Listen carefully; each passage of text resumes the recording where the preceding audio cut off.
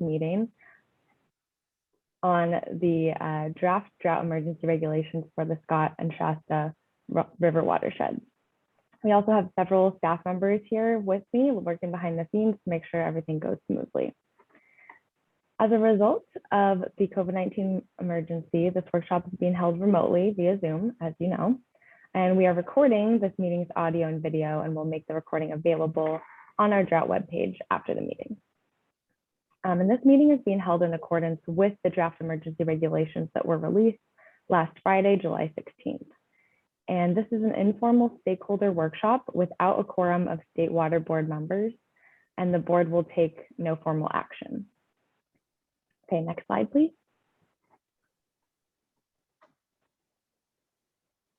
Here's our plan for today. After we go over our logistics for participation, staff from the Division of Water Rights will present on the draft emergency regulations that are proposed for the Scott River and Shasta River watersheds. Afterwards, we'll open up the floor to comments from elected officials and tribal chairs, followed by a short break. After that, we'll answer questions that have been submitted through the chat. And if there's time at the end, we will open the floor for short comments. Next slide, please. Okay, let's cover some of our meeting logistics here. So as I said previously, the meeting's being recorded and we'll post it to the website. And please take a moment now to make sure that your screen name reflects your actual name. So if you go to the participant window, hover over your name, click more, you should be able to rename yourself so that we know who you are. You'll also notice that you will not be able to unmute yourself or turn on video without being asked to do so. The public chat function is also disabled, and the chat will only be used for submitting questions and requests to make comments. After we receive our questions, we will read them out loud and a staff member will provide a response. If we receive questions that are similar in nature, we may consolidate them in the interest of time. And if we don't get to your question during the workshop, we'll do our best to respond via email. Okay, next slide, please. All right, so if you would like to ask a question, the procedure will be as follows. So we ask that you send a chat to the participant who is named questions here. So if you hover over your Zoom window at the bottom of the screen, you'll see a chat icon. If you click that chat icon, you will see an option to send a chat to a specific one of the co-hosts, and questions here and comments here are two of the participants here. So to send a question, you'll select the participant named question here. And along with your question, you will also chat your first and last name, your email address, your title, and your organization. And these won't be shared with everyone in the meeting. The questions will be anonymous to everyone else, but we just want to have that for our record, who is here asking questions. And if anyone is calling in from their phone today, not through the Zoom app, you can press *9 to raise your hand and then press *6 to be unmuted. You can also submit a question via email at the scottshastadrought@waterboards.ca.gov, which I will paste into the chat for everyone to access if that's easier for you than using the chat. Okay, next slide, please. All right, so the draft emergency regulations that we're talking about today are very important and they have wide-reaching impacts. And we recognize how personal these issues can be. And we really want to create and establish a mutually respectful space where people can share their input.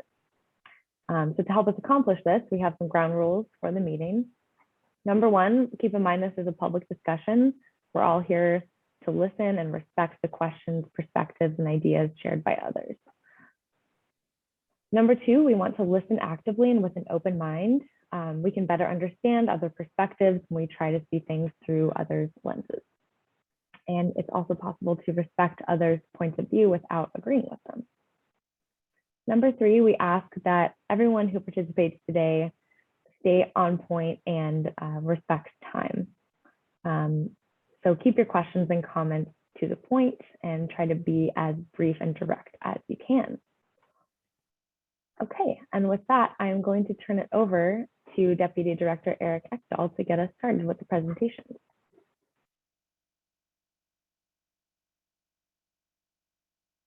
Right, let's see. I'm gonna try and start my video. There we go.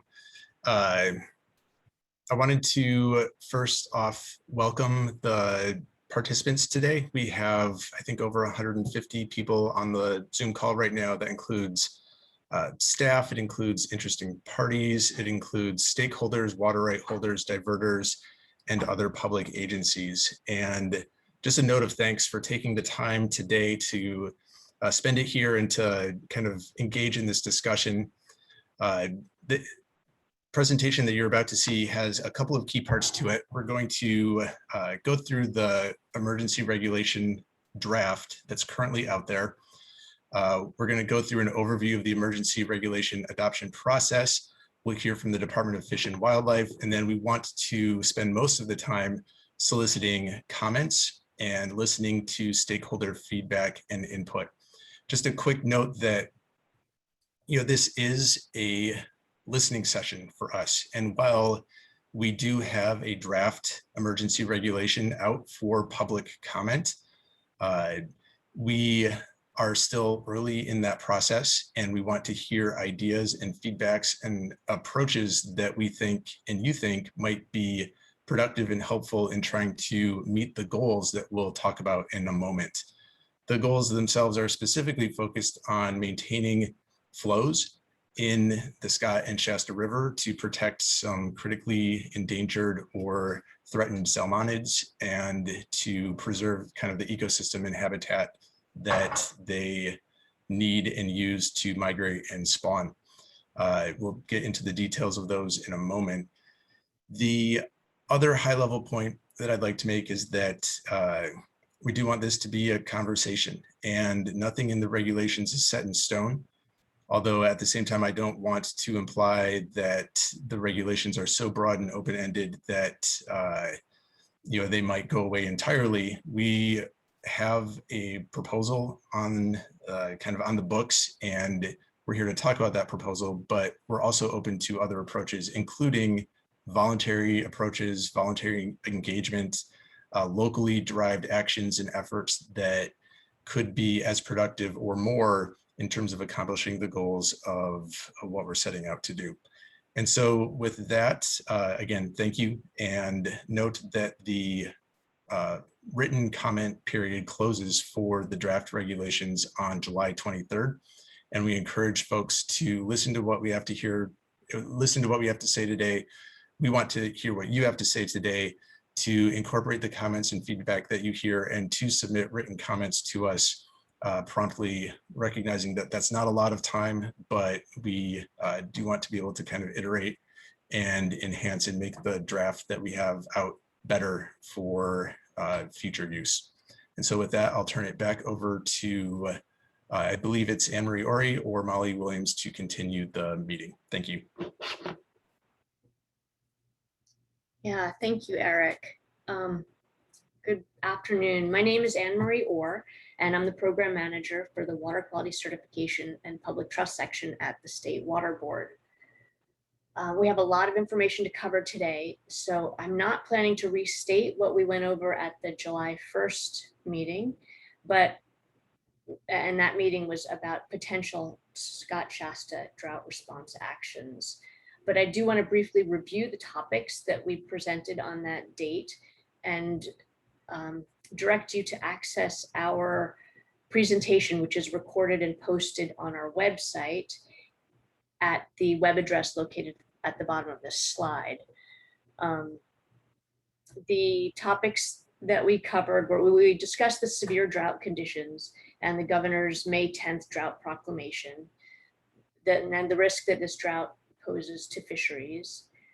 We reviewed potential drought response actions, including the development of an emergency regulation, as well as expressing our sincere support for voluntary actions. We also presented information on funding opportunities for projects that might help flow in the rivers or support fisheries in some other way.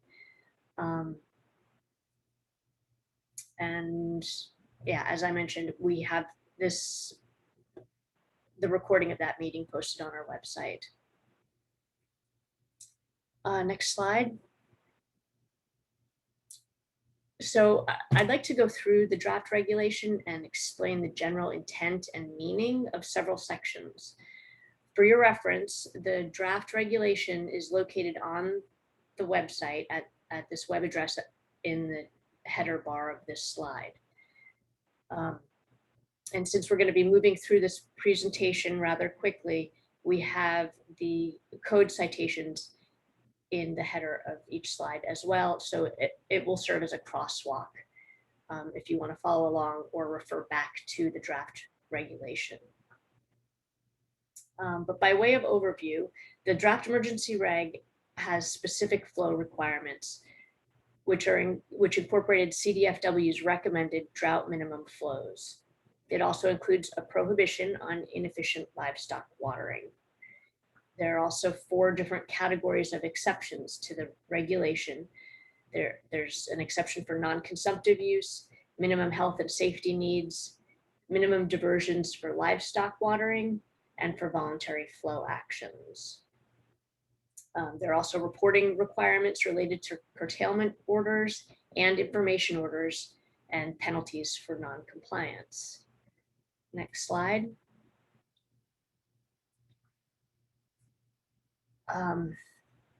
These next 2 slides show the California Department of Fish and Wildlife emergency drought minimum flow recommendations for both the Scott and the Shasta watersheds. They were developed in consultation with the National Marine Fisheries Service, and they are not intended to set the stage for long-term management considerations, nor should they be construed to provide adequate protection for salmonids over an extended period of time. I can't stress enough that these flows are only recommended to provide drought emergency minimum flows for all stages of salmon during the current drought emergency. These are basically flows that are intended to enable the salmonids to survive this dire situation.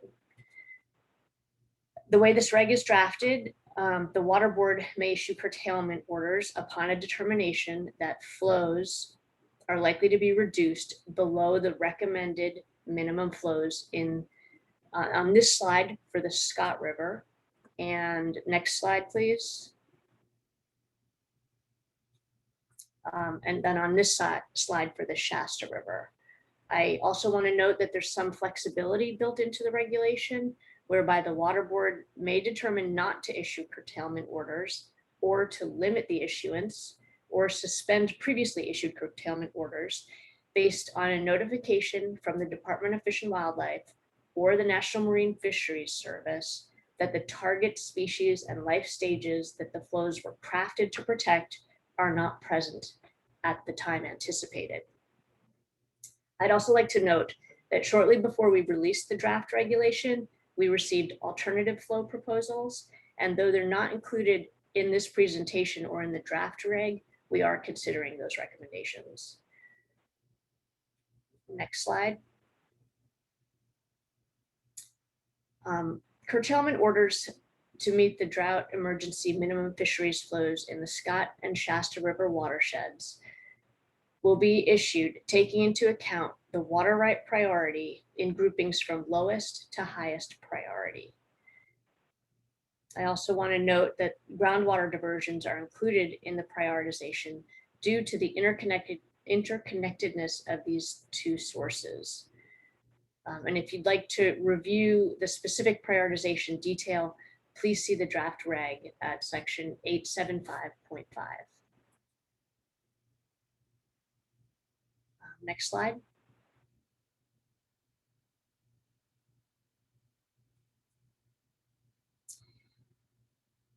So the initial curtailment orders will be sent to each water right holder, agent of record, or landowner as applicable.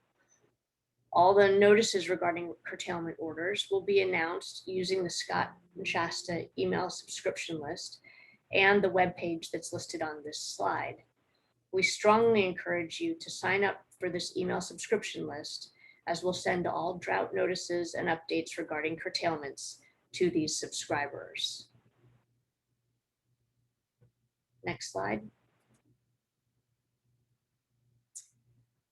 Local cooperative solutions may be proposed to the Water Board as a means other than curtailments to meet the drought emergency minimum flows or to provide equivalent or improved fishery benefits. Examples of other fishery benefits would include actions to increase cold water refugia or localized fish passage or possibly red protection. Now, we've gotten some early feedback that some landowners trying to make this regulation work with voluntary efforts may be discouraged by the draft regulations. We want to emphasize that the regs allow for voluntary efforts that either meet the flows or where the Department of Fish and Wildlife finds that the actions provide equal or better benefits. If you believe we've missed the mark, please provide written comments that to that effect, if possible, and if possible, propose alternative regulatory language. The reason we included this provision in the reg is to provide flexibility. Local communities may be able to identify alternative means to best share limited water based on local information. Additionally, individuals and local groups have worked for years to make significant improvements in protecting in-stream uses. And while these are not yet sufficient to meet the challenge posed by this drought, this provision allows flexibility in the reg to build on those efforts. With these local solutions, we're providing the public with flexibility to manage water in a more equitable and potentially less impactful way. Please do note that these proposed cooperative solutions must be approved by the Water Board prior to implementation. Next slide.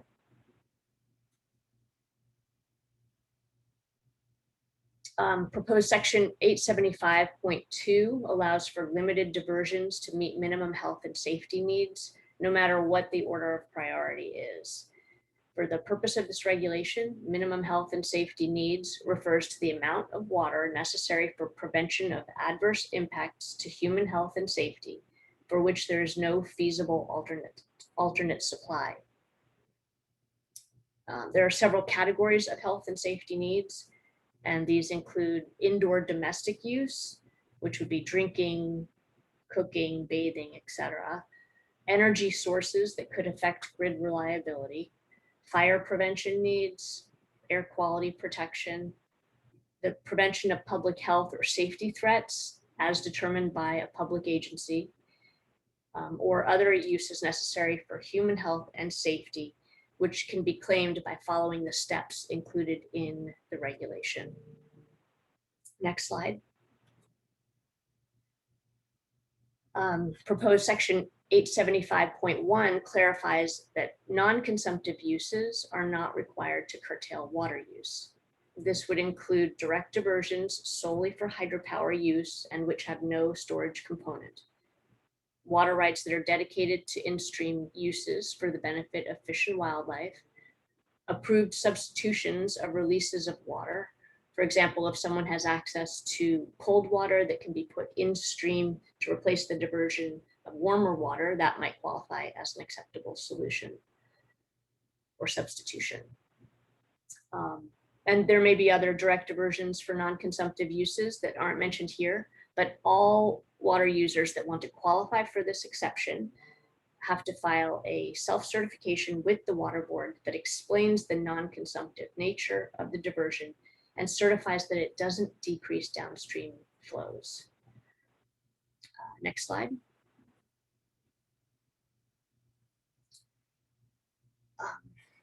So this provision for minimum diversions for livestock watering allows for individuals that have conveyances which do not leak to divert minimum amounts of water for this purpose. People that want to apply for this allowance must self-certify that their diversion is necessary, conveyed without seepage, for example, through pipes, wells, or lined ditches, and do not exceed the amounts and provisions included in Water Code section 697. This is the section 697 details the amounts considered reasonably necessary. There are also exceptions for excessive heat situations, to allow for twice the minimum amount, or with a petition approved by the State Water Board. Next slide. There is one prohibition in the proposed regulation, and that is for inefficient livestock watering. It is independent from any potential curtailments, and another way of saying this is that it has force and effect regardless of an individual's priority of water right, and therefore it takes effect immediately upon approval of this reg by the Office of Administrative Law. It defines and prohibits efficient livestock watering, or it prohibits inefficient livestock watering between September and January using conveyances that lose 50% or more of the water from the point of diversion to the point of delivery to the livestock. This emergency regulation doesn't address the question of whether such losses are reasonable under wetter conditions, including the question of whether the ditches play a role in groundwater recharge. In this drought, we really need to focus on keeping the water in stream as surface flow during the migration period. Later in the presentation, Joe Cruteau of the Department of Fish and Wildlife will provide some information on funding, including funding that can specifically be used to upgrade these types of conveyances. Next slide. Section 875.4 is a general provision which provides the board the authority to issue curtailment notices anywhere in the Klamath watershed within California when a diverter doesn't have water available under their priority of right. This regulation would allow for the board to issue immediately enforceable orders for curtailment rather than advisory notices of water unavailability. The board has issued notices of unavailability of water on the Scott River in this year and in previous years. In addition, this section outlines the types of water supply and water demand information that will be considered to inform curtailments, which includes, but is not limited to, water rights records and reporting data, well logs, crop demand estimates, information order data, gauge data, and modeling information. Next slide. If curtailment orders are issued, the recipients must respond within 7 days to certify that the diversion has ceased or is continued only for an allowable reason. These allowable reasons include if the diversion is under other water rights that are not subject to curtailment or is only used for in-stream purposes, or if the diversion continues only for non-consumptive uses, minimum human health and safety needs, or minimum livestock watering. And lastly, if the diversions continue consistent with a filed petition under section 878.1. Next slide. The Water Board may also issue informational orders in conjunction with this emergency regulation to some or all landowners, diverters, or other water right holders in the Scott and Shasta River watersheds. Any information orders will be prioritized and issued to water users with the highest potential to impact stream flow. And examples of these information requests could include, like for a well owner, the location of the well, the age of the well, maximum pump rate, estimates of projected pumping volumes, things of that nature. Examples of possible information orders to surface water diverters could include the place and purpose of use, the volume of storage, projected estimates of future diversions, or possibly the source of the water. Next slide. With regard to compliance with the regulation, I'll just note that to the extent of any conflict between applicable requirements, the diverter must comply with the more stringent requirement. And failure to meet any of the requirements of this reg or a subsequent curtailment order would be considered a violation of the water code. Next slide, please. I want to just run through an overview of the process for getting an emergency regulation promulgated before I wrap this up. We've already released a preliminary draft of the regulation, but that is actually an extra step that is not legally required. We did that because we wanted to get your early feedback and to have our regulation benefit from additional input. So please review it and provide comments by 5 p.m. on July 23rd. What's depicted here is the formal process. And the next step in that formal process would be issuance of the notice of emergency rulemaking and another short comment period. We'll then present the proposed draft regulation at a board meeting where there will be another opportunity for public comment. If the board members approve the regulation, it would then be submitted to the Office of Administrative Law for a 10-day review period. So to get through this process, if everything proceeds without delays, and if the adoption were scheduled for the August 17th board meeting, the likely effective date of the emergency regulation would be August 30th. And now I'd like to turn the presentation over to Joe Croteau from the Department of Fish and Wildlife, who will talk more about the proposed drought minimum flow recommendations that they submitted to us last month. Thank you. Thanks, Anne Marie. Sound check, can you hear me? Yes. Thanks. Okay, good afternoon. My name is Joe Croteau. I'm a program manager with CDFW and have primary responsibilities on restoration, environmental permitting, juvenile salmon monitoring, and fisheries restoration grants in Siskiyou County. I have lived in Scott Valley for about approximately 21 years, and I've worked for CDFW a little over 24 years on a variety of habitat conservation, wildlife, and fisheries teams. I'm grateful to be invited back today to talk more about our recommendations and address some comments we've received. All the comments that I've received have been provided in a well-intentioned, cordial, and professional way. I want to respond in kind, show our cards face up, and inspire some meaningful feedback from today's participants.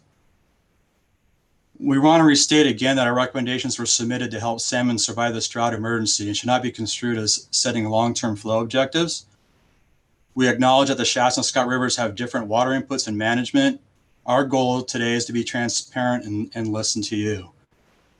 For those that participated on July 1, you'll note that some of the information is a repeat, but I'll also be sharing some information in a different way today. And so with that, I'll jump right in and go to the next slide, please. So these slides look a little different than the last ones I gave you, but I'll give it my best shot. The most frequent comment we have received so far is there is not enough water available this year to meet the drought emergency recommendations. Next. Adam, this might be where I need your pointer a little bit. Starting with the Scott River, I showed this slide on July 1 to put some context for our recommendations. So real quick, the red line is our emergency flow recommendations. The purple line just above that is the average impaired flow for all years since 1941 to the present. The dark blue line on the left is a trajectory of this year's flows. It's still cut off around July 1. It has not been updated, but it's probably dropped a little bit. And then the bottom greenish gray line on the bottom is the average of the driest years from 1941 to the present. So 2021 is shaping up to be about the third driest year on record for the Scott River. And while it'll be extremely challenging, we want to point out that none of those lines display natural flows.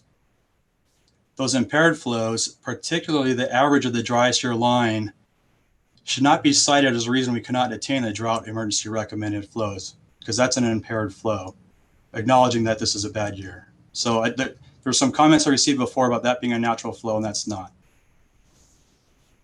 Next slide, please.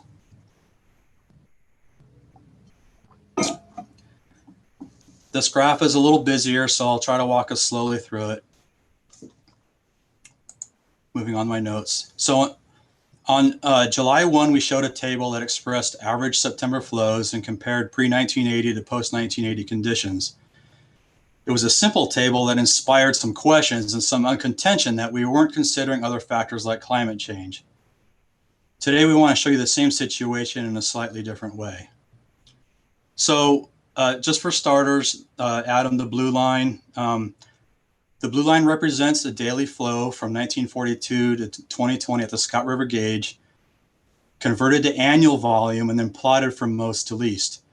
So we took all the volume measurements, annual total volume measurements, blue line, and just ranked them from highest to lowest. And that's the blue line that Adam's showing you there.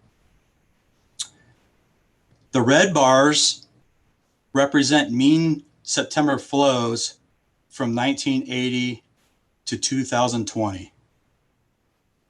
The black bars represent mean September flows from 1942 to 1979. The purpose of this slide is to draw attention to the pink and gray highlights that demonstrate that prior to 1980, the 30 CFS bar for the Klamath National Forest, which is the dotted line on the right, was met in most years at a fairly low annual flow.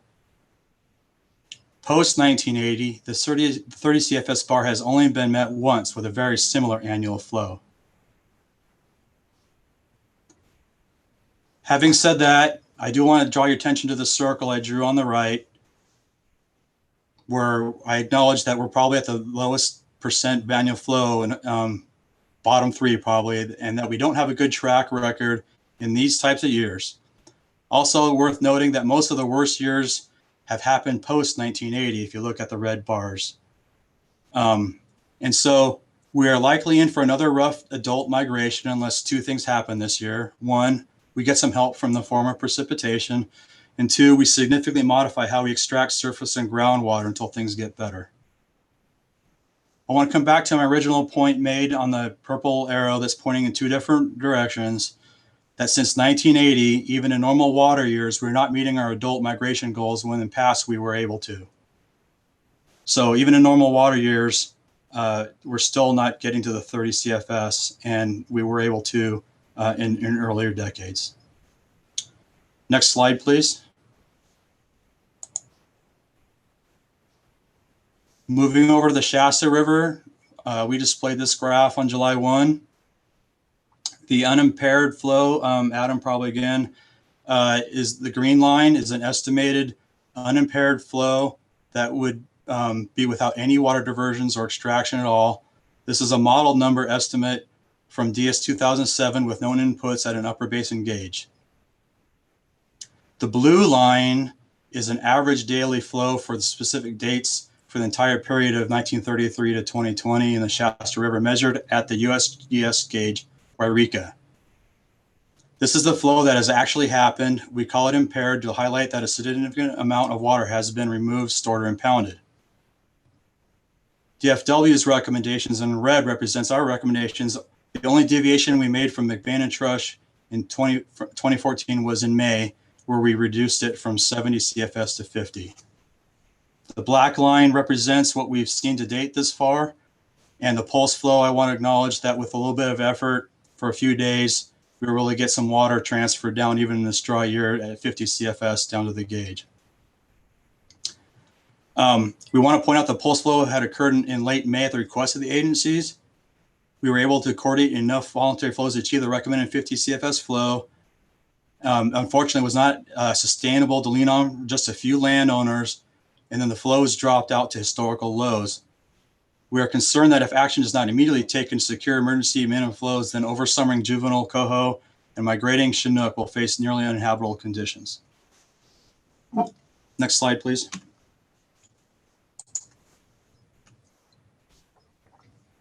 Let's see, which one are we on here? Okay. So this is pretty colorful. I apologize for all the lines, but I'll try to walk us through it. In another way, we want to show you why we think recommended summer and fall flows are available in the Shasta River even this year. On the left, we plotted daily average flows from critically dry years only from 1947 to 2020. Also included on the left side is the unimpaired values in green. So that unimpaired value we showed you from DS is that square line in green. We want to point out that the flows show an immediate drop-off at the beginning of irrigation season and just as an immediate recovery in early October. Zooming in on the right side, we zoomed in on September and October during critically dry years. The mean on October 1 for critically dry years is 85 CFS, and October 15 is 116 CFS. The purple line is last year, 2020, and we had a CFS of around 80 and 90 CFS respectively last year on those two dates. Next slide, please. I think this is my last graph. We want to show you one more way we think there's water available in the Shasta River. The CDEC gauge at GID is at river mile 25 upstream of the Grenada irrigation pumps. From about June 19th to July 17th this year, that gauge has shown a flow range of approximately 66 to 101 CFS. The USGS gauge is near the confluence with the Klamath with low flow values ranging from 4 to 12 CFS on the right. So from river mile 25 down to 0, we're losing about all those numbers. It's difficult to confirm the amount of water extraction upstream of Grenada, but our assertion is you cannot look at these two graphs and say there is no water available for our fisheries in the mid to lower reaches of the Shasta River. Next slide, please. Comment number 2, we should be more strategic than using a single measuring device at the bottom of each watershed as the test. This is the most frequent comment we get, and I want to share with you why we think the agencies have tried to be strategic in this process. Next slide. I'm getting some kind of interference here. For decades, we've used the reference gauges to help predict habitat conditions, predict adult and juvenile migration, inform restoration, conduct surveys, and develop reports. These gauges are partially referenced in the scientific purposes, and at least in the SCOT is a test for certain priorities. The Fort Jones gauge was assigned very specific water rights in 1980 after years of information sharing, debate, and court decisions. Next. Our recommendations were built on the premise that we need to have enforceable recommendations and use those gauges as benchmarks. We would ideally rely on these gauges to support some voluntary efforts such as 1707 dedications. On both rivers, but particularly the Scott, there are not enough gauges or water master tools on all the important tributaries that can help us be more strategic. Funding, access, and political will to conduct updated evaluations has not been available to us to date. And lastly, one of our enclosures to the June 15th letter to the State Water Board was a 1974 DFG summary of stream flow needs for salmonids in the Scott River. It was focused on key tributaries. Next.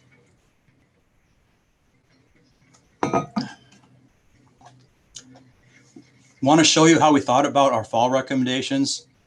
We compared gauge flows to field notes for 2020 and offered some tough scientific choices. In our June 15th letter to the Water Board, we briefly described when important reaches were disconnected, connected, reconnected, and when certain reaches were accessible for adult salmon. The river was flatlined until about mid-November last year.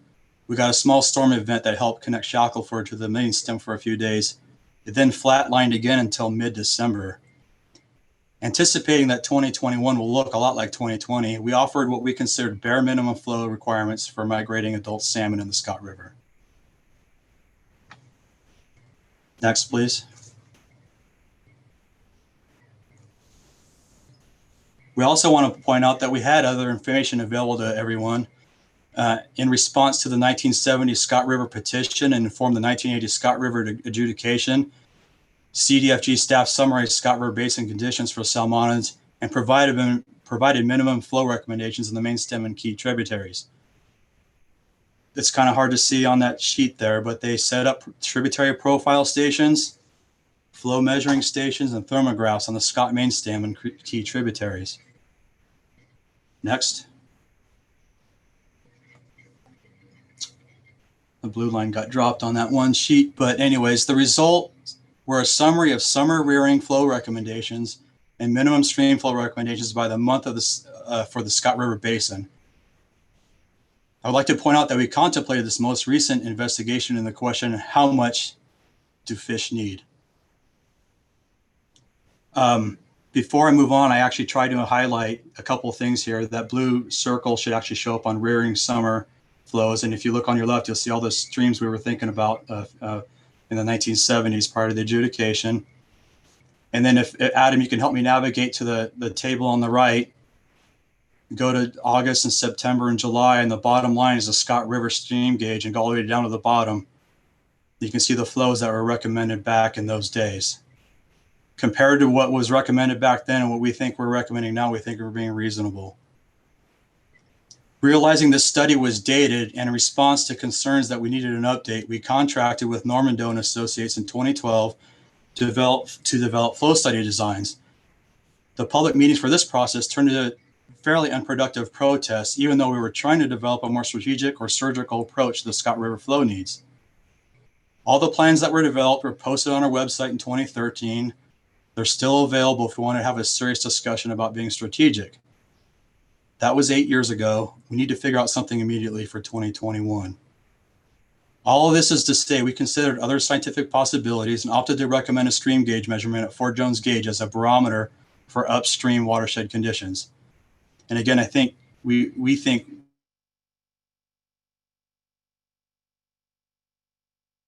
we're being reasonable and it's gone as low as we can go. Next slide, please. Number 3, the most common comment appears to be the question causing the most frustration among consumptive water users. Since juvenile salmon are out of the migration from January through June and adults start returning early September, we're narrowing this concern down to reflect the July-August time period. We acknowledge this time period will likely result in a much more discussion. Next. So why are summer flows important in the lower gauges? Let's see. We aren't just contemplating coho over summering conditions. Our drought emergency recommendations were submitted to support outmigration and surface water recharge in the fall. Next. We think over summering habitat for salmonids may be available in mid-main stem reaches, particularly in the Shasta River, if enough water temperature standards is met. Without summer contributions, it's been taking too long for precipitation to recharge these rivers in critically dry years. And aquifer recharge doesn't only come from flood irrigation and permeable ditches. The rivers, wetlands, and tributaries have also historically contributed to the aquifers. Next. We showed this slide on July 1 to show how Chinook adults respond to available flows in the Scott River and how important it is to achieve migration flows during September through October. Recall that 2014 was also a critically dry year, and we were all scrambling with similar issues and voluntary drought agreements. 2014 was saved when we got almost an inch of rain on October 15th, and on a single day on October 25th, we got over 2 inches of rain in the Scott Valley. Our recommendations are intended to support the possibility that happens again and not have repeats of 2015, 2018, and 2020. Next. So I'm getting near the end, and I'm not going to spend too much time, but I have about 8 to 10 more comments I've got. I would just like to let you know we've been listening and thinking about things. The first one is you're not accounting for climate change. Slide 4 was our best attempt to account for other factors in the Scott River. We think it passes the test for having a discussion about climate change. What it doesn't do, and like one of the reasons we're struggling, is it doesn't account very well for groundwater extraction. We think this could be our normal for a while, and we all need to deal with it. Next. Water in the lower Shasta heats up no matter what we do. The pulse flow experiment this last spring proves it. So previous studies indicate that unimpaired temperatures in the Shasta River increase as you move downstream. It is unlikely that even unimpaired stream flows would provide optimal water temperatures for rearing salmonids in Lower Canyon during late summer period. However, due to its high productivity and the opportunity for thermal variability in side channel habitats, summer rearing in the canyon may be viable and an important life history tactic.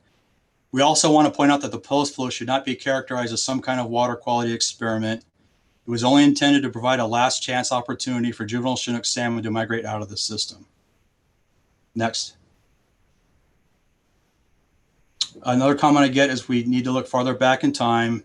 If anybody thinks we're not looking far enough back in time at the data and has some real data to submit, please submit it our way.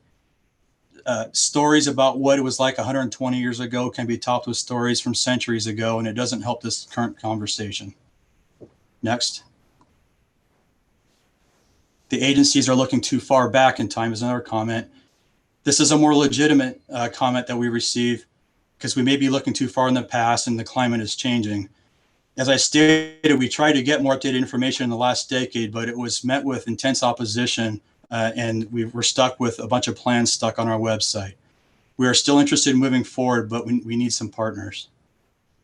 Next. The agencies need to acknowledge the voluntary efforts and efficiencies some are taking. This is definitely true. We don't do enough acknowledgement of the good things happening out there. Having said that, we struggled to get the necessary voluntary actions on the Shasta in the spring as just an example. But one way we're trying to acknowledge the voluntary efforts and efficiencies some are taking is by including language to accommodate that and have conversations with folks and set up agreements. Next.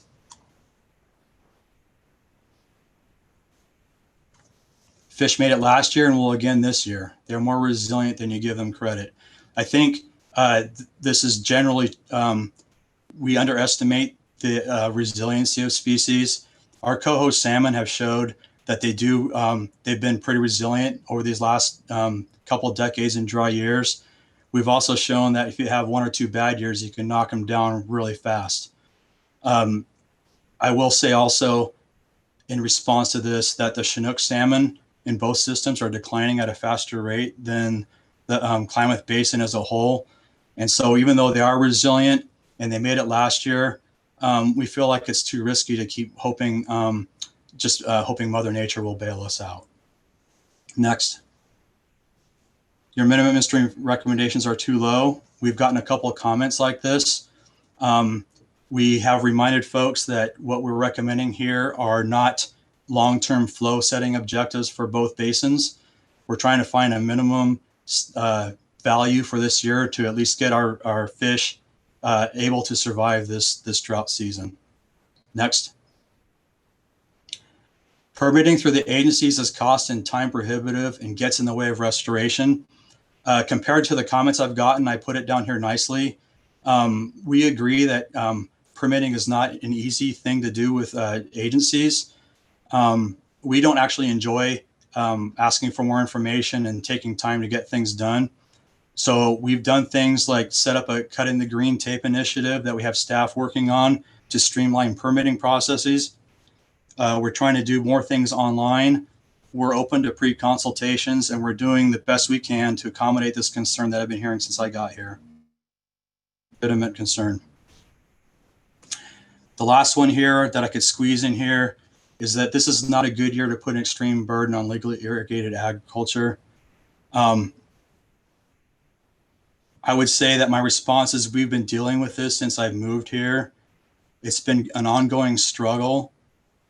I feel like our staff has made attempts to do some planning, get grants, and do the best we can.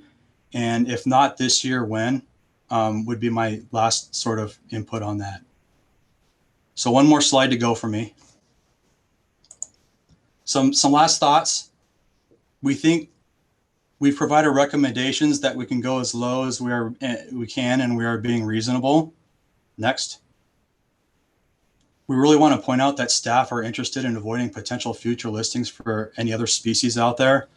The bar for listing a species is pretty low, and permitting, restoration, everything that goes along with a species that's listed under CISA or the ESA is extremely difficult.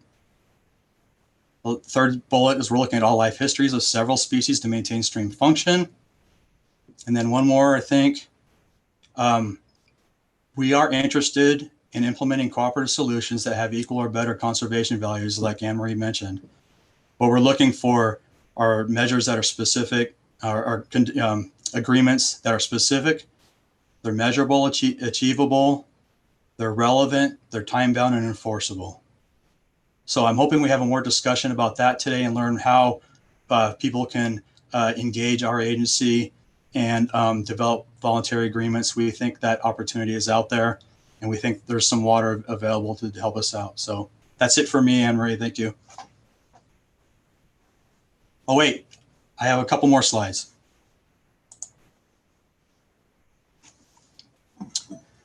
Hold on a second. Anne-Marie mentioned that we want to make sure people are aware of funding opportunities that could support either independent or voluntary restoration opportunities. Proposition 1, Stream Flow Enhancement Program, is we've been getting lots of grant proposals every year for this. That's a key funding opportunity for stream flow enhancement. The Wildlife Conservation Board will have another Prop 1 stream flow solicitation with funding available this next year. There was an original deadline of July for this year. It's been pushed back to September. If you want more information, you can go to our websites or give me or one of our staff a call. Next slide.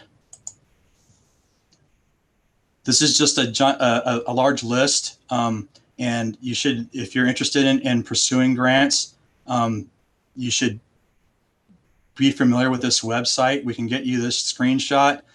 There's lots of things that we're looking for efficiencies on the landscape, including water transactions, conservation projects, changing points of diversion to better spots for both the landowner and fish, groundwater storage, habitat restoration projects, land acquisition, stream flow, and gauging and scientific studies. Next. Many of you are familiar with our Fisheries Restoration Grant Program. We have a staff person that's dedicated to these types of projects, been here for a while and knows the landscape, knows everything you didn't want to know about Fisheries Restoration Grant programs. We've done a lot of work over the years with this grant, and I encourage you to be looking at this grant opportunity for projects that you're thinking about. Last one, Proposition 68 is available now. It's another state fund source that may be used for water conservation measures. It's a non-competitive funding available now with simple application forms, no solicitation period. We can get people the application forms for this. Water conservation, temporary transfer, foregoing, hay cutting, and habitat restoration are just some examples of projects we've done through Prop 68. So with that, Anne-Marie, I think those were all my slides that I was going to show everybody today. Thank you.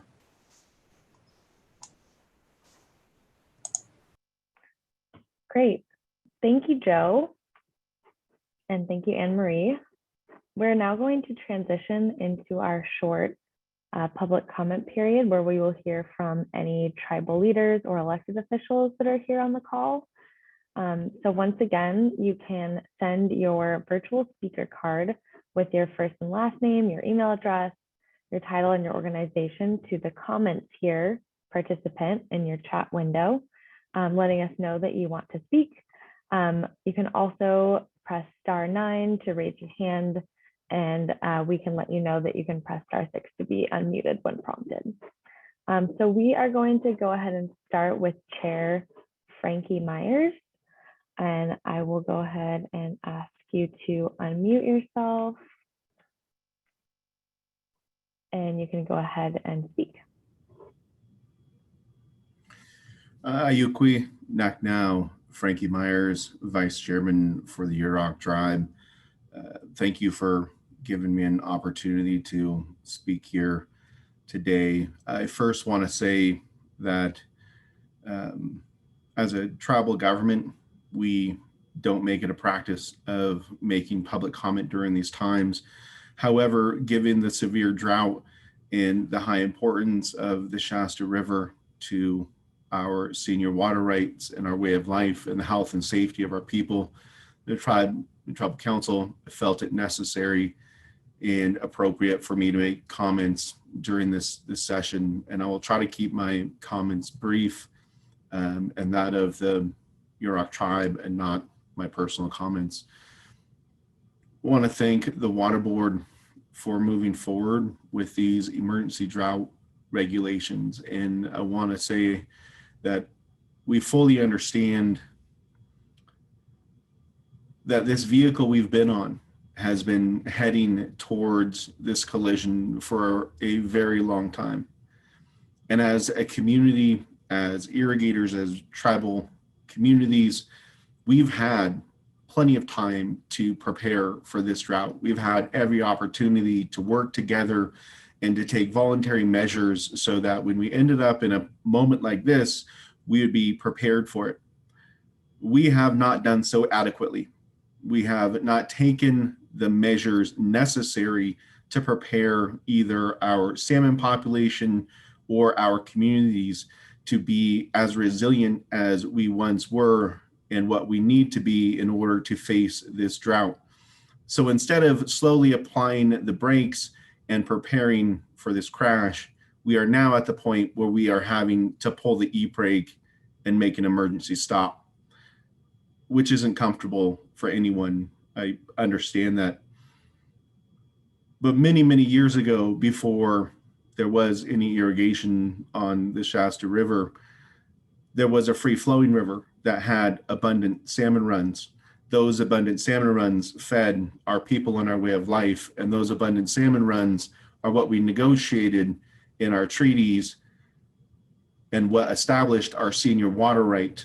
For many, many years, that senior water right, although senior to the vast majority of the junior water rights within the basin, has actually been treated as a junior water right, if mentioned at all.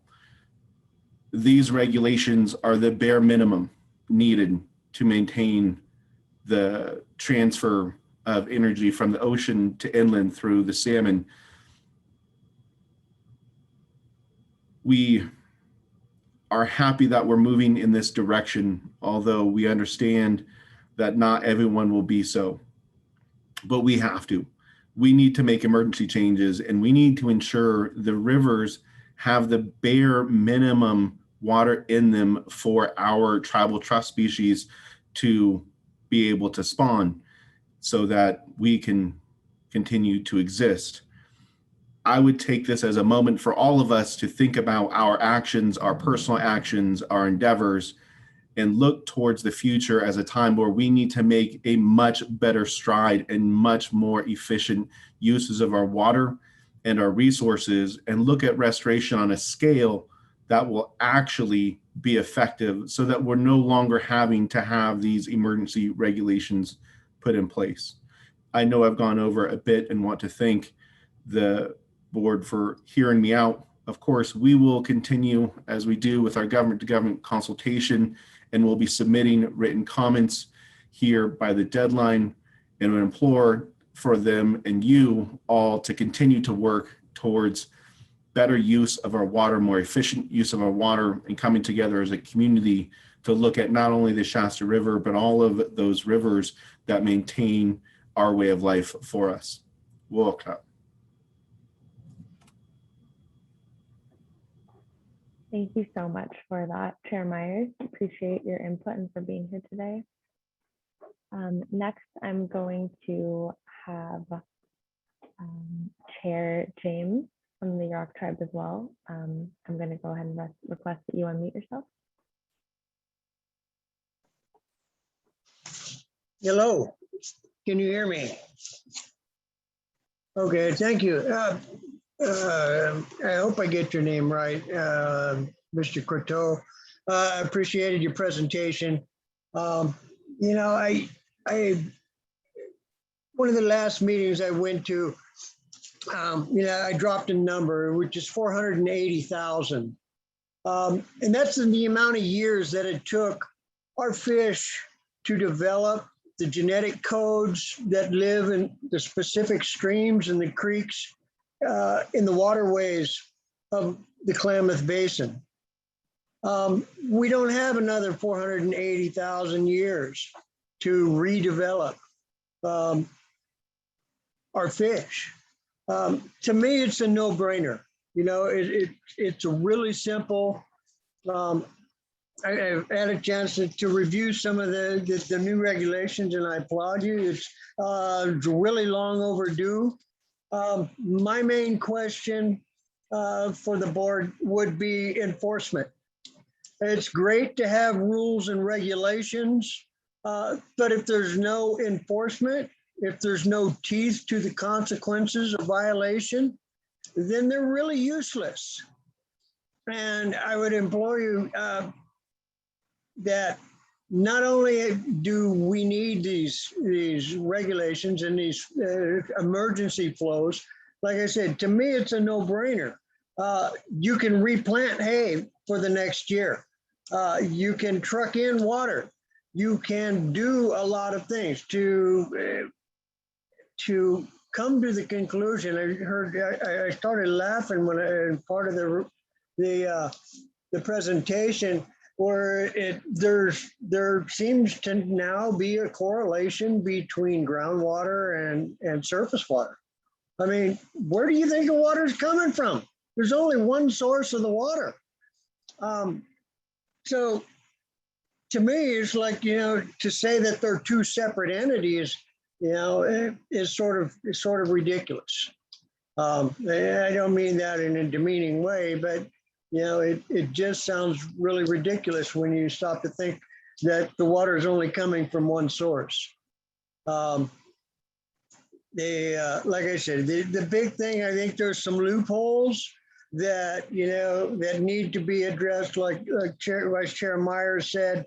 You know, our water rights have just sort of been looked over, you know, as they're secondary, as if, you know, the farmers get first choice or the ranchers get first choice, and then we are left with what's left. And that's not what it is about. I'm running out of time. I just feel, you know, really passionate about both these river basins and the water that's needed for them to sustain our fish, to preserve our fish. And that's really scary. But I do want to thank you for bringing this to the table, bringing it to the forefront in an emergency situation. Thank you very much for your time. Thank you so much. And just a quick correction to your name. I understand you are James Dunlap and you're a former chair.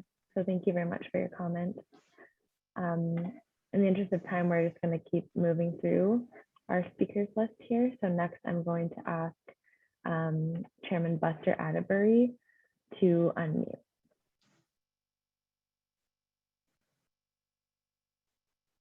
Yes, can you hear me? Yes, we can. Yes. So thank you for having me. Speaking as the chairman of the Kuruk tribe, we applaud the governor for declaring the emergency and emergency powers to protect fisheries. Fish are already hanging by a thread. We must provide adequate flows in the dry years and every year to ensure recovery of our fish.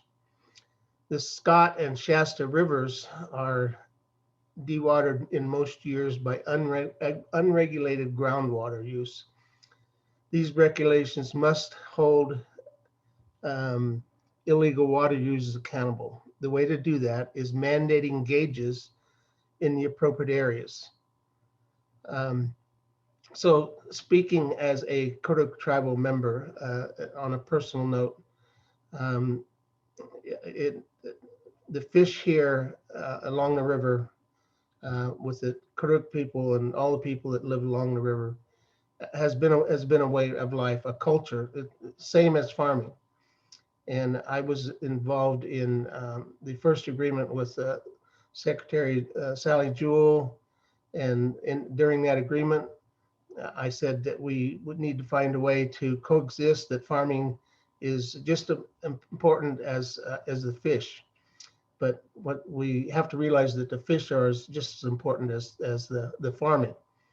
And I will say, as we look back in time, we don't have to look very far back in time to realize the changes that have happened. We only have to look back to when I was growing up here in Happy Camp and fishing and pretty much fishing year round. And fish was on our dinner table, probably more than farmers put beef on their dinner table. And it was a sustainable, healthy way of life. And we don't have that opportunity now. And it was also a process, the same process that the farmers put forward.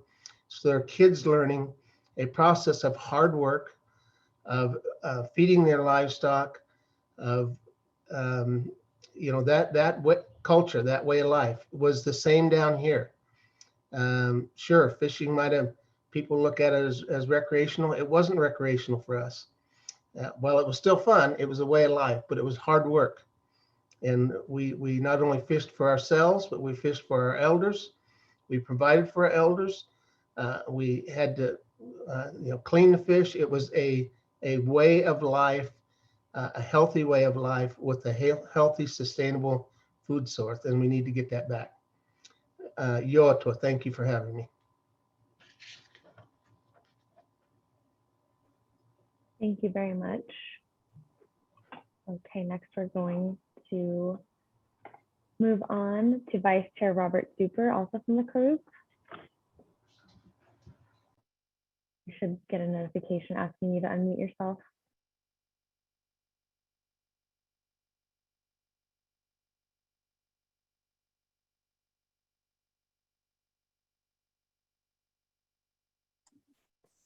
Can you hear me? Yes, we can hear you. Okay.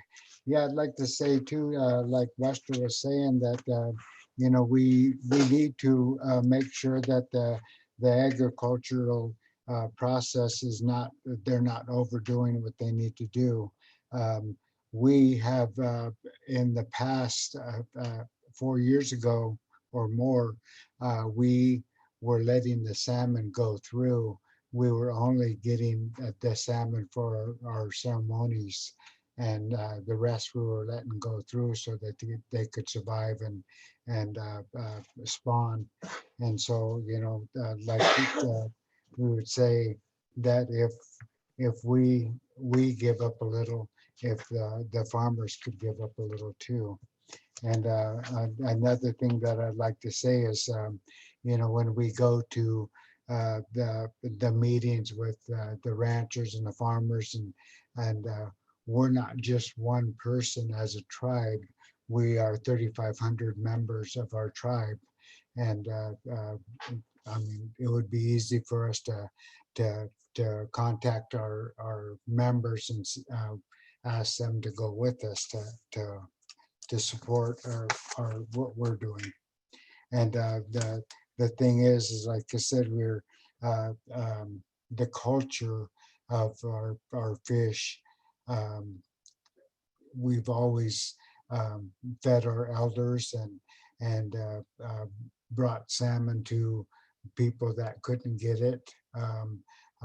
We go down and fish. People wait above, and we bring the salmon to them. And so I would just like to say that that we're 3,500 members and over 5,000 members of descendant tribal members. And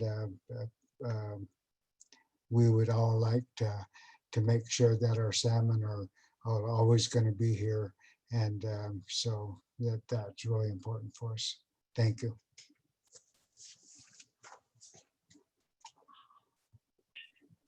Thank you very much, Vice Chair Super.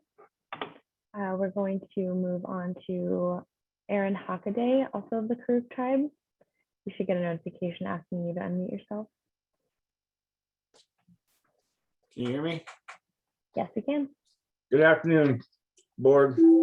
I'm a Karuk tribal member, also a Karuk tribal council fisherman. And historically, the salmon used to go up the Shasta and the Scott regularly at 200 to 300,000 salmon at a time. Now I'm looking at the records that the Fish and Game gave out. We're talking 7, 10 salmon, and that's not enough fish to survive our Klamath River. And with those spawning grounds being closed off, as you can see, decline of the coho is really hard hit for our people. Also, the Yurok people on the Klamath River. With the wells and stuff coming out, and you're saying there's just two sources of water. That's one source of water. By pumping those wells all summer long at 110 degrees, how we're losing water for our migrating fish. Right now, with the low water temperatures coming out of Scott and the river on the Klamath River, our fall river is in danger. Our fall salmon are in danger as we speak today. As we speak right now, we already killed our juvenile salmon for the next 3 years on the Klamath River. With these waters being taken away from the Scott and the Shasta from the Klamath River, we're looking at another disaster in 3 years. This is a climate change, gentlemen, ladies and gentlemen. You guys need to respect that climate change. You guys need to adjust the water qualifications, water flows for the Klamath River, for our people to survive and also for the farmers to survive. We support the board today for, bringing the drought application in front of us. We hope and pray that you read and agree with what we agree with to protect our fish, protect our farmers, and protect the way of life on the Klamath River in the Klamath Basin.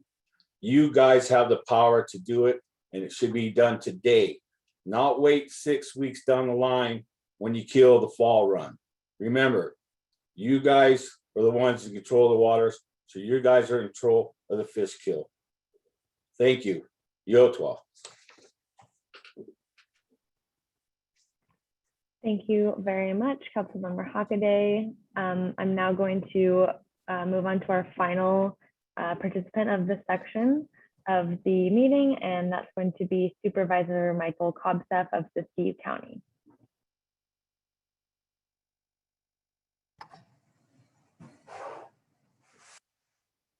Go ahead, Steve.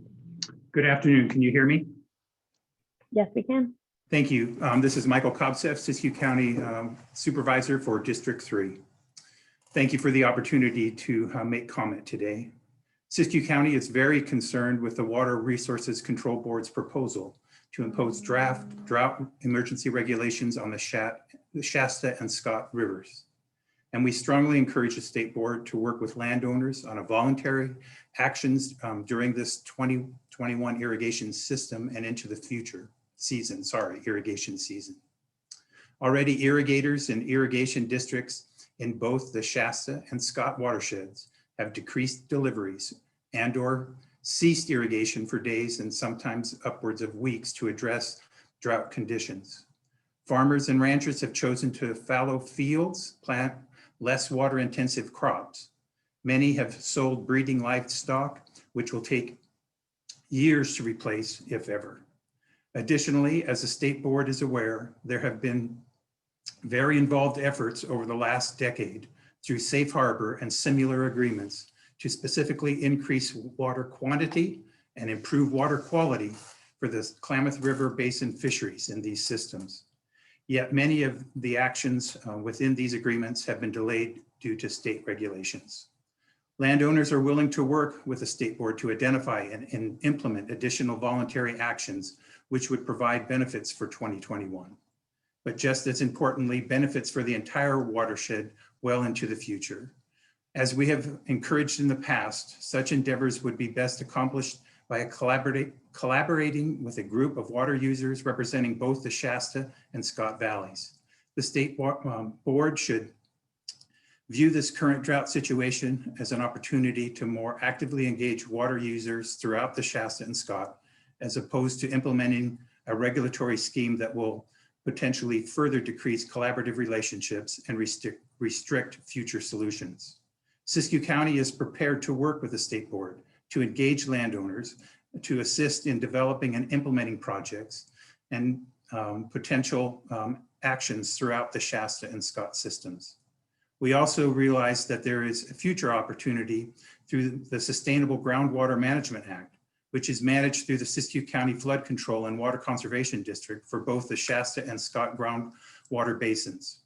Siskiyou County has been coordinating with the California Department of Fish and Wildlife in hopes of repairing the high mountain lakes in the uplands of the Scott Valley, which would provide a significant amount of cold, clean water in the Scott Valley during critical salmon migration. We look forward to working with the State Board. We hope that you will all take this opportunity to reconsider the proposed draft emergency regulations. Lastly, in Siskiyou County, there's an extensive unlawful use of water for illegal cannabis cultivation, which must be fully vetted to accurately identify and remedy. And it is our hope that the State Board would make that a priority. Thank you. Thank you, Supervisor Kobsa. That concludes this section of the meeting where we had comment from elected officials and tribal leaders. We'll now take a 5-minute break and then return and answer questions. So during that time, if you would like to submit a question, again, please use the chat function to send a message to questions here, or you can submit via email, which is Scott Shasta Drought at waterboards.ca.gov, which is also in the chat. Okay, so it is 4:19 right now. We will be back here at 4:24.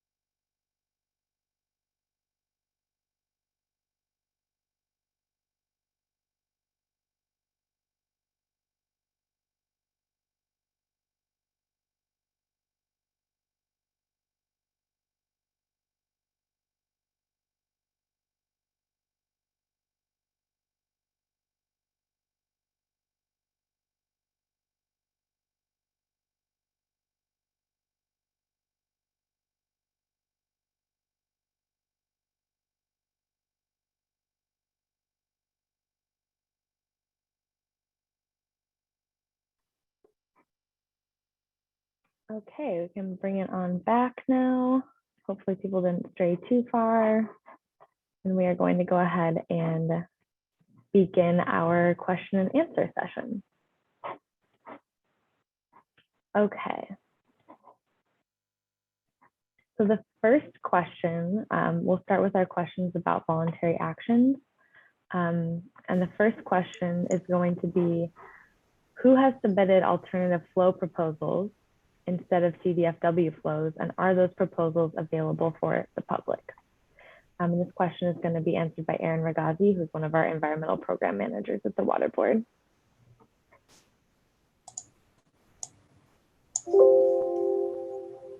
Thanks, Molly. So we have received a couple of other proposals or thoughts on things that we should consider as part of alternative flow proposals to what the California Department of Fish and Wildlife recommended. One of those recommendations pointed to the fact that there are the drought flows that CDFW presented, but also you could look at what CDFW provided to the board in May for the Scott River.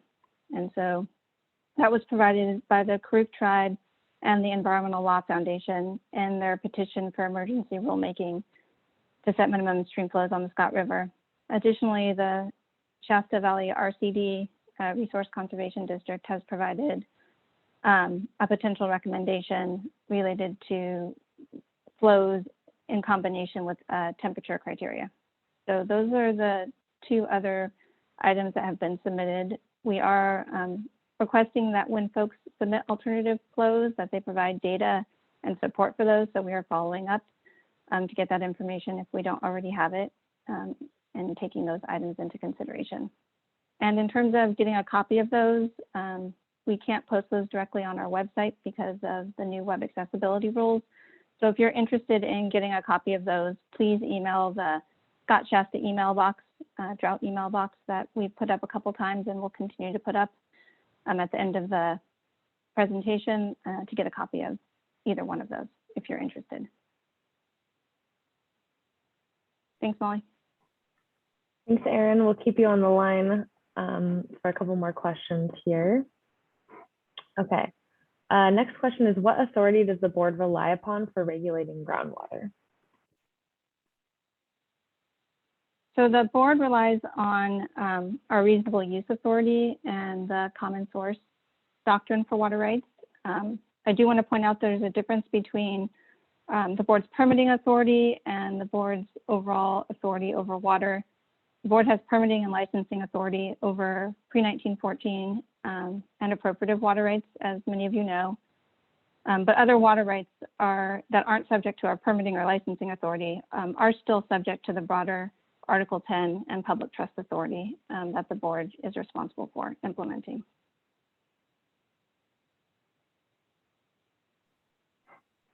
Great, thank you. And one more for you, Erin. How do curtailments logistically work? Will everyone be curtailed at the same time? So that's a great question. The way that it's proposed in the regulations at this point in time, the draft regulation, is that it would be in groups based upon priority. And if you want to drill down into that exact priority, you'd want to look at the draft regulation section 875.5. And that's where it goes through for the first section deals with the Scott River watershed, and the second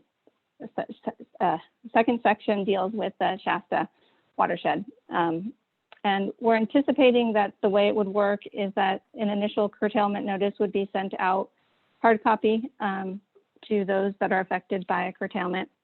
And then if any updates are made, so when we get more water in the system, we can suspend those curtailments. We would send out an email to the Scott Shasta email list, and we'd also post it on our website. So people would get an electronic update that it had been suspended. They could also check the website at any point in time to find out what the status is of a curtailment. And all of that, of course, would be based upon what flows look like relative to what supply and demand look like with respect to meeting those minimum in-stream flows that would be implemented through the curtailments. And I did just get a correction. So if I can pass that along. I mentioned earlier that we couldn't post the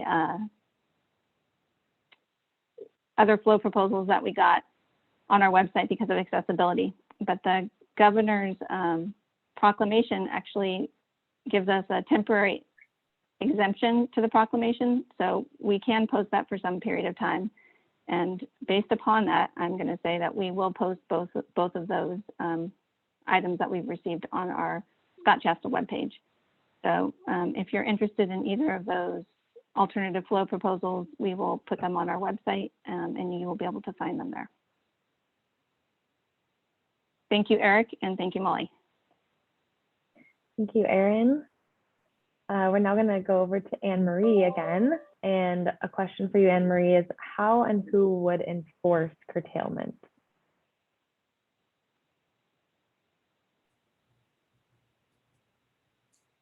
So the water board would enforce the curtailments through the reporting process that's associated with the reg. In the Shasta Valley, we would look to coordinate with the water master on all of our enforcement.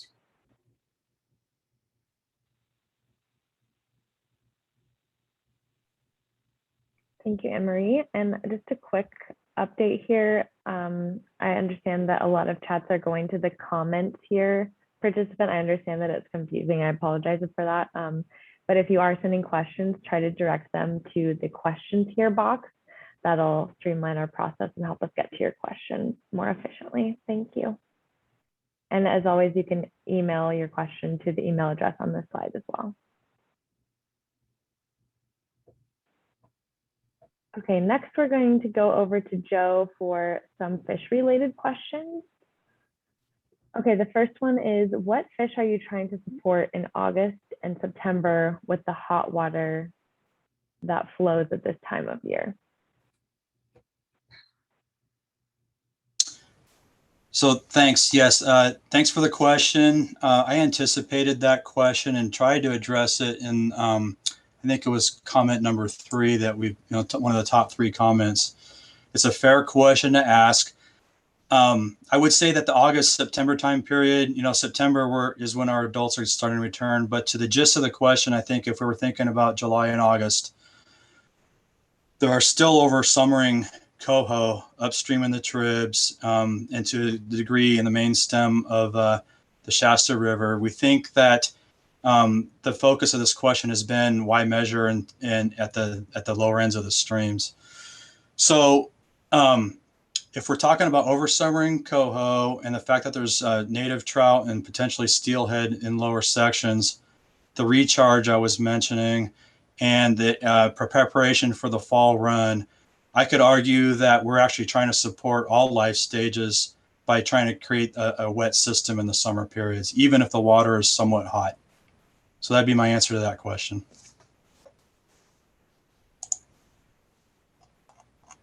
Great, and follow that up with, what are the fish numbers in relation to the flows in each year? So that's another question everybody wants to answer. And my response would be, it would be helpful if I had a little bit more specific request on the types of years you're looking at and the time period. It's a lot of data to crunch. We considered our annual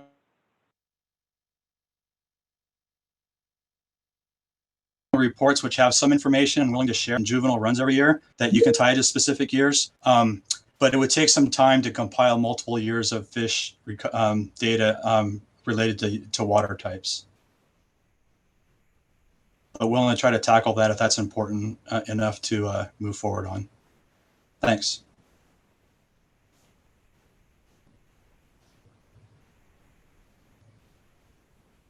Okay, next question for you, Joe, is can drought and or other funding be directed to water transactions? Many water diverters would participate in voluntary measures if financial compensation was available to offset the economic loss of not diverting. Right. So we have a whole web page with funding opportunities. For the most part, state fund sources that are available are bond fund grants that have expectations for at least a 20-year benefit. If the proposal is structured in a way that meets the expectations, for example, rotating fallowing on the landscape, there's a possibility of offsetting crop losses. There may be federal funds that could be accessed to compensate drought impacts and voluntary water transactions.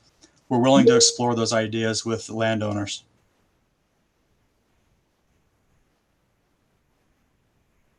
That's it for that one.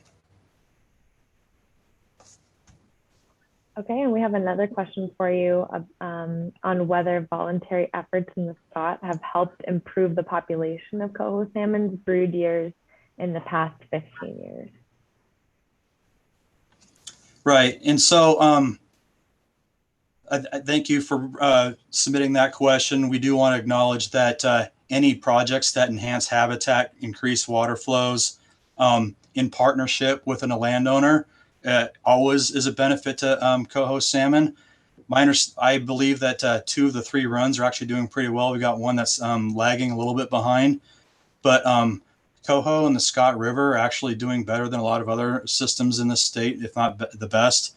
Even though the numbers are down, that we're still a precarious situation, but we do want to acknowledge all the people who have pitched in, provided voluntary actions, and done some good things for coho salmon.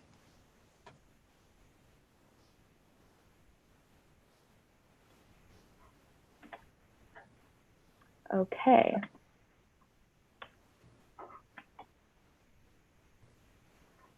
All right, we're getting a lot of questions here, so bear with us while we process some of these.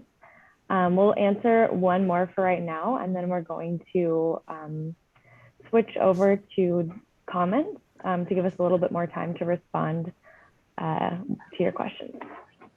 So I'm gonna switch over back to discussing voluntary actions with Erin.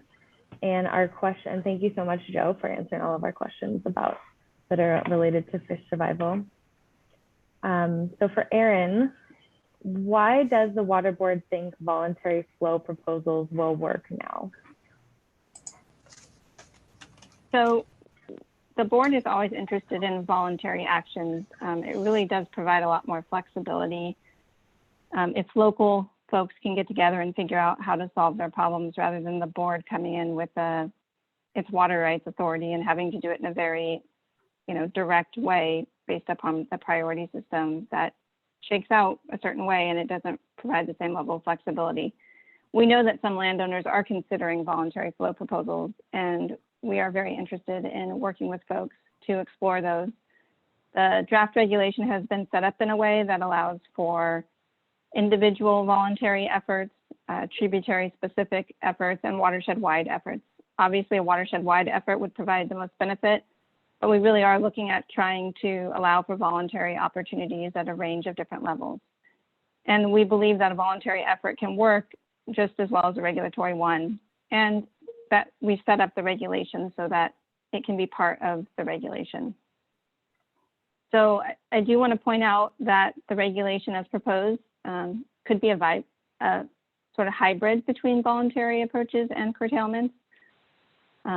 Voluntary efforts have done very good things in the past, and we're just looking at how do we get that flow for the fish through this very serious drought, and how can we sustain the fish through the dry years. So the fact that more is needed now doesn't mean that we can't incorporate things that have worked in the past and expand upon them. So we really are trying to build in that flexibility for those voluntary solutions, and we really look forward to talking with folks about how that could be achieved. Thanks, Molly. Thanks, Erin. I'm now going to transition temporarily into calling on folks to give comments.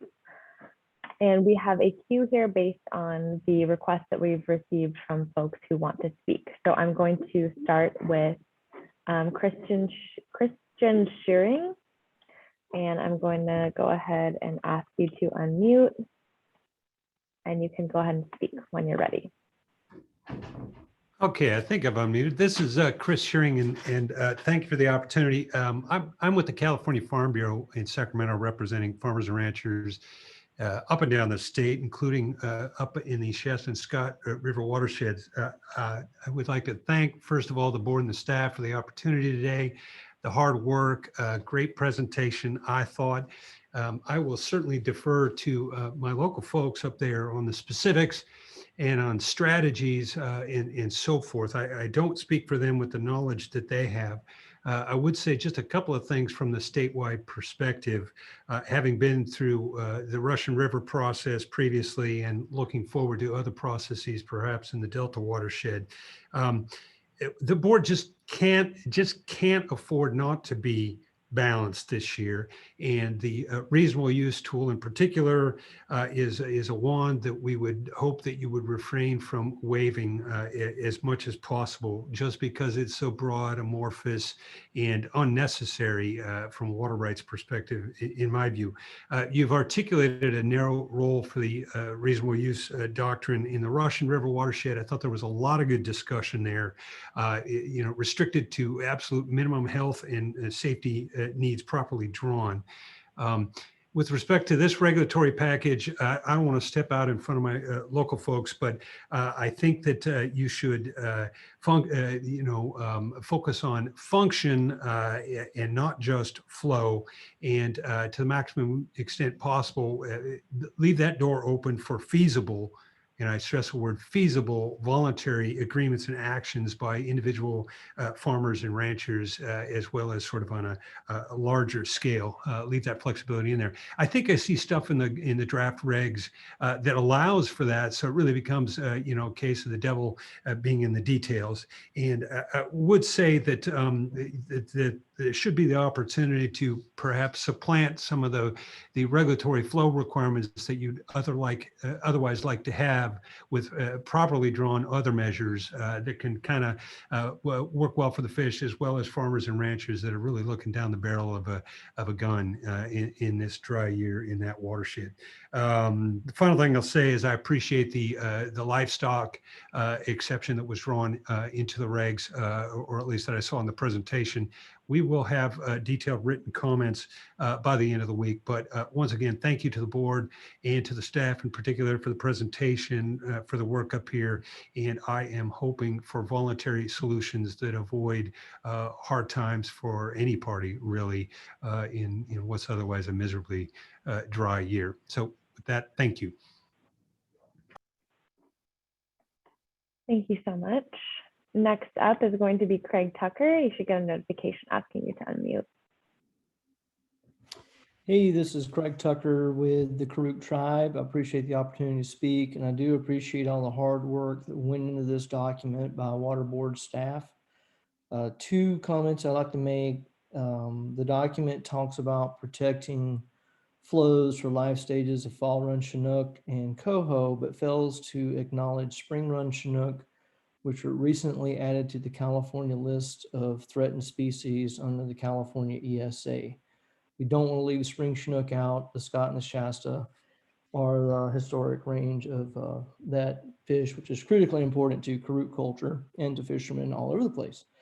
My other question is about how the curtailments work, because reading it, it appears like the curtailments go through, the most junior water rights get curtailed onto the most senior water rights. And then after that, the curtailment orders would start to pertain to groundwater users that operate beyond the zone of adjudication. And it would seem to me that this effectively grants that group of water users their senior-most water rights in the Scott Valley. And I think that's contrary to the basic principles of California water law.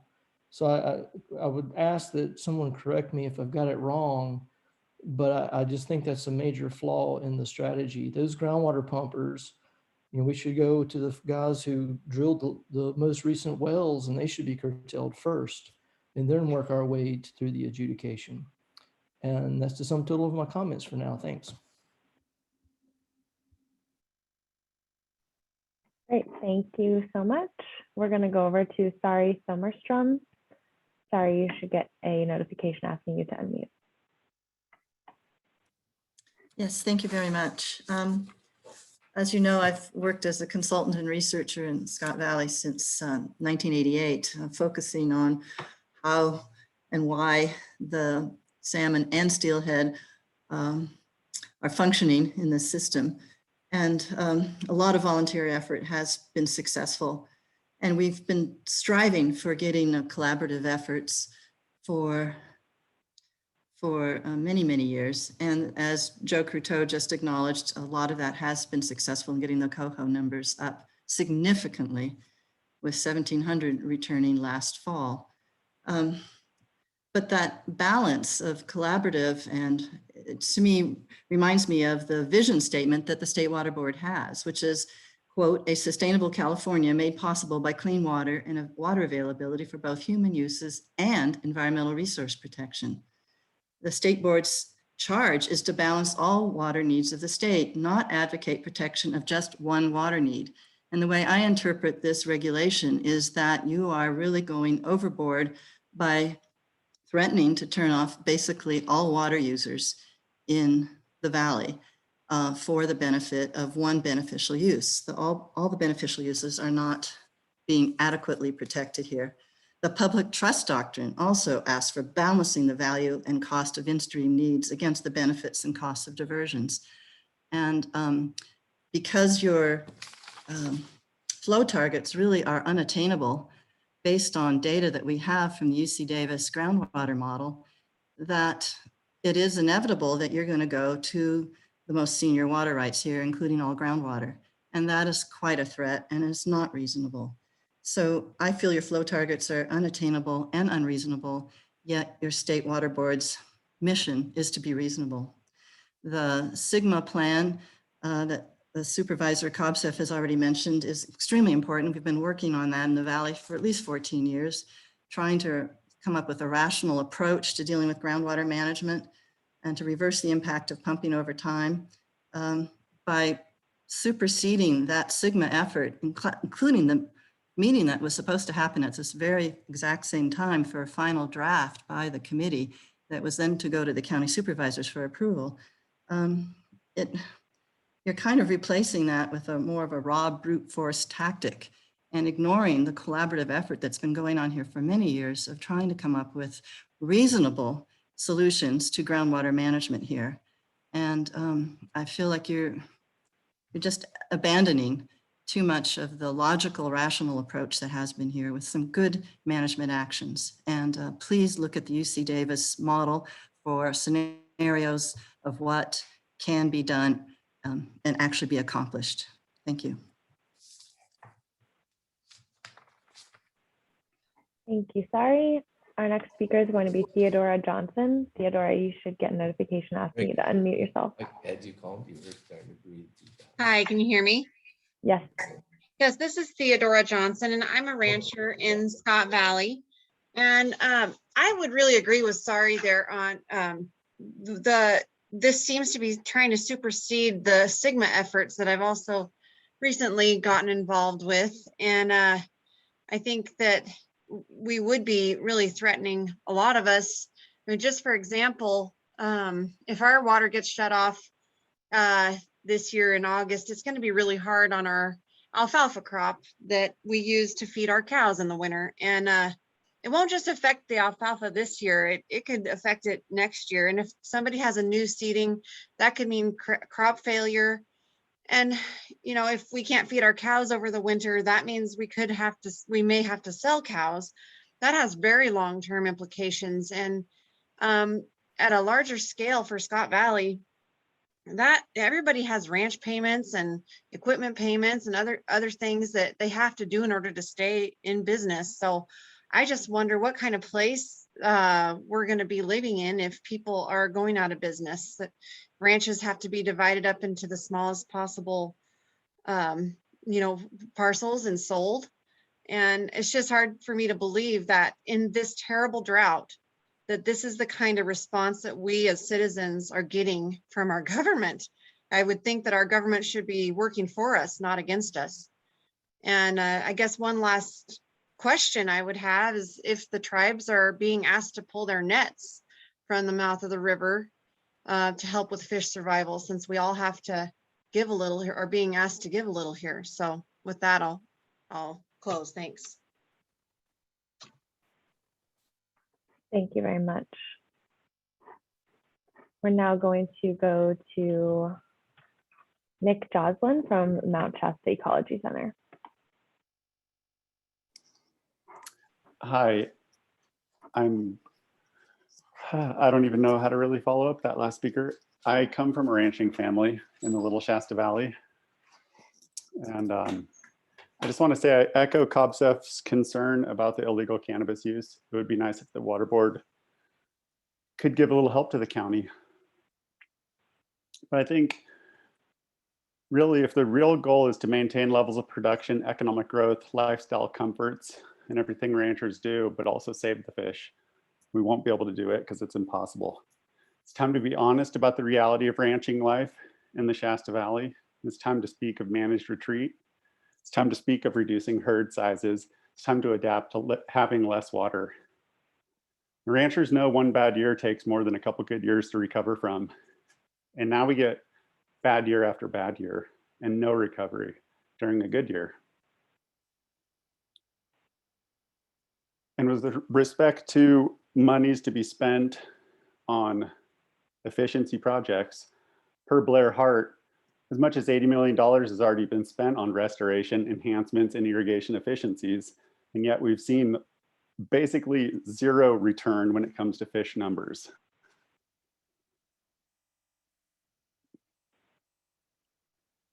I think with respect to finding out how we can get 50 CFS in the river immediately, the water board needs to immediately eliminate illegal riparian water use.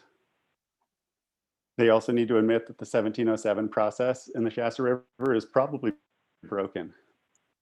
We have people who apply for these permits and know that downstream riparian users will take the water. There is no system that shepherds that water all the way to the mouth. Also, river flow is not a proxy for temperature. I also believe that this emergency regulation should be construed as there needing to be a permanent in-stream flow dedication. It's no longer an emergency. The overuse of the Shasta River happens more and more frequently.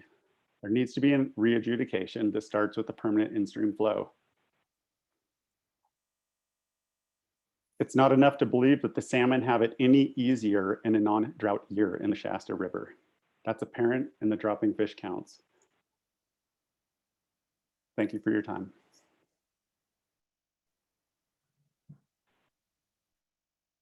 Thank you, Nick.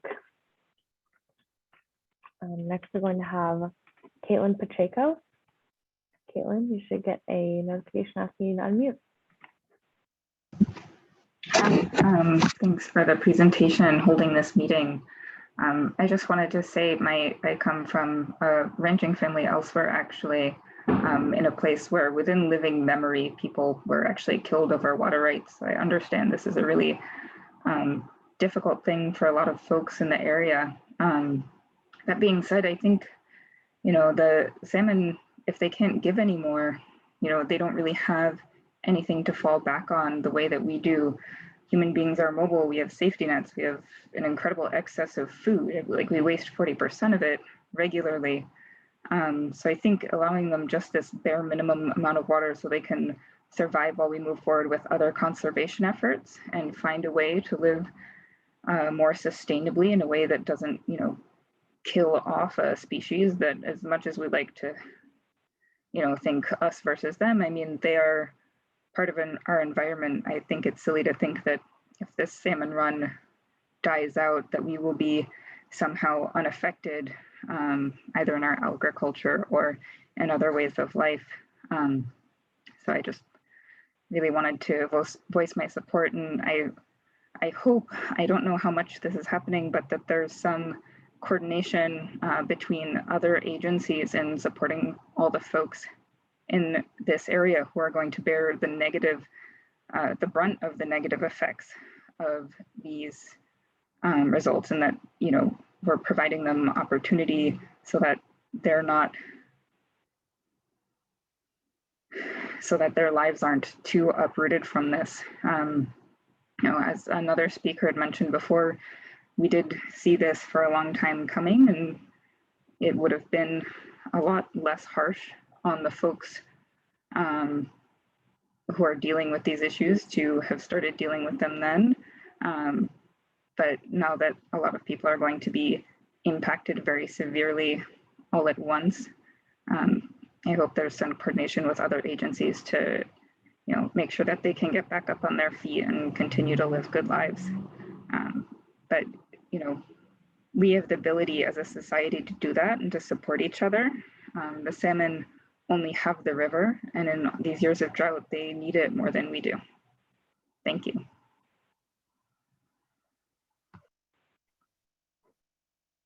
Thank you. Next, we will have Elisa Noble.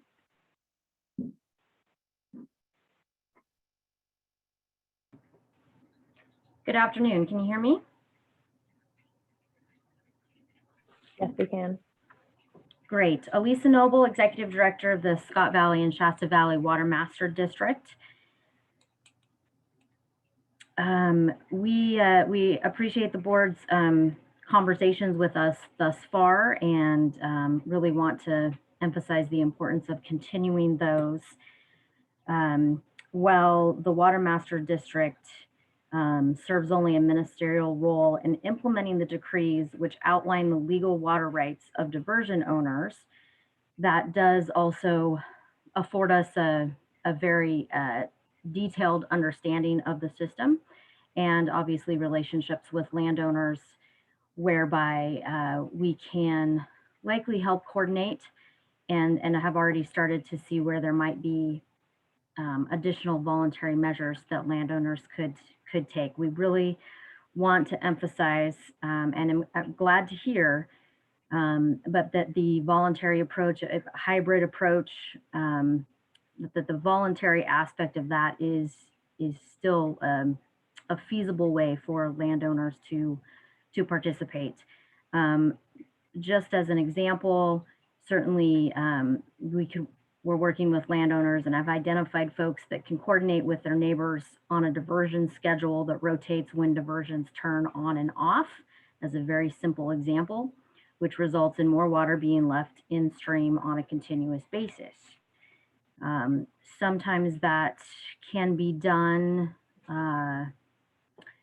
with little effects to the landowner, but often, most typically, landowners who agree to voluntarily reduce their diversions will be taking an economic hit and should therefore be compensated financially.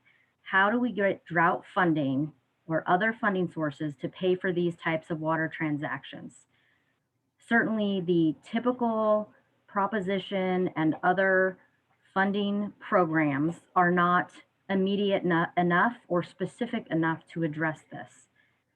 There are many more landowners who would participate in voluntary measures if financial compensation was available. Landowners want to see a healthy fishery, but they also need to remain economically viable. Additionally, if target in-stream flows are going to be included in a potential reg, they need to be realistic. As some previous speakers have mentioned, we strongly recommend that some additional relevant data is looked at, and particularly that we're putting water in stream where there are fish present in the most strategic reaches in the most strategic time periods. Again, we appreciate the ongoing relationship with the board and look forward to continuing the discussion. Thank you. Thank you very much. We are going to go ahead and redirect back to questions at this time. Before doing that, I understand that Joe, if you're here, wanted to make a correction to one of his answers. Joe, if you're here. Yes, thanks. Hey, when I went into this, I was thinking if I only made a few mistakes, I'd be grateful. I did want to acknowledge that the flows I talked about on the Wairika gauge during this time period, I said it was 4 to 12. It's actually been a little higher at the 20 CFS. And so I didn't want to diminish some of the efforts by a few of the landowners out there that are trying. So anyways, just wanted to know that should have said 4 to 20, not 4 to 12. So thanks. Thank you, Joe. Okay, and then just another disclaimer. We are at 5 o'clock. We're planning to continue to answer questions. Please remain with us. But if we don't get to your question, we will do our best to respond to you via email after this. And for anyone who didn't get a chance to comment today, we really encourage everyone to write comments to our Scott Shasta Drought email address. It actually makes it easier for us to for the comments to be actionable when we receive them in writing. So we really encourage, especially constructive comments, to come via email, and you have until July 23rd to submit those comments. Okay, so we're going to go back over to Aaron. And just really quickly, I'd like to address the question about when the recording of this meeting will be posted. And that will happen probably tomorrow morning, because we'll have to track some files down and do some logistics with the folks in our IT department. So that will be tomorrow morning or tomorrow afternoon.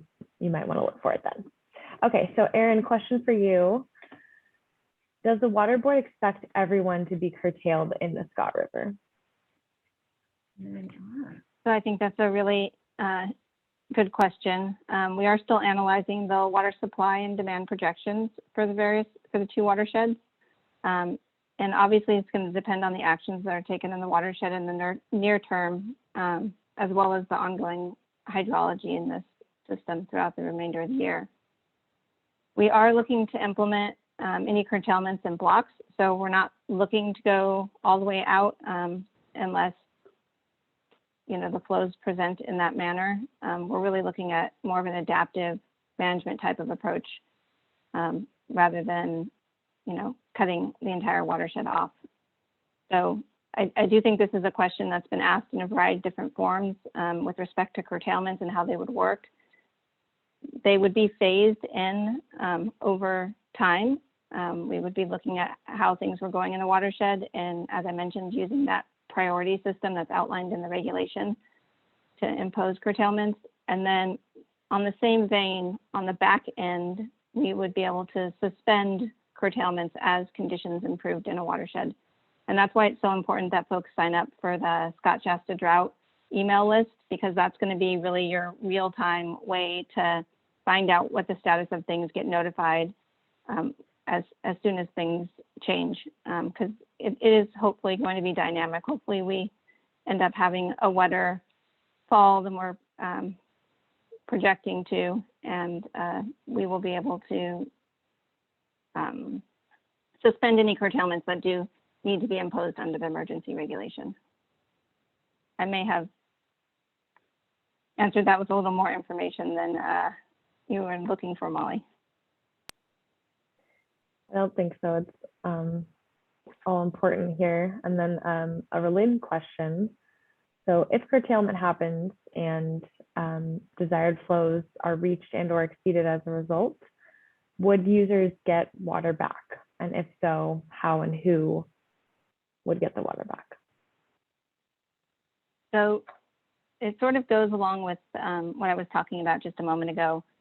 If we start to see flows reaching the minimum in-stream flow and there are curtailments in place, that would be a time when we could suspend those curtailments in order of priority. So sort of reverse. The most senior folks would be getting water back, and then we would proceed down the priority system to more junior water rights holders. So they are put in place based upon the most junior, and they're taken away in the order of the most senior, working through that priority system.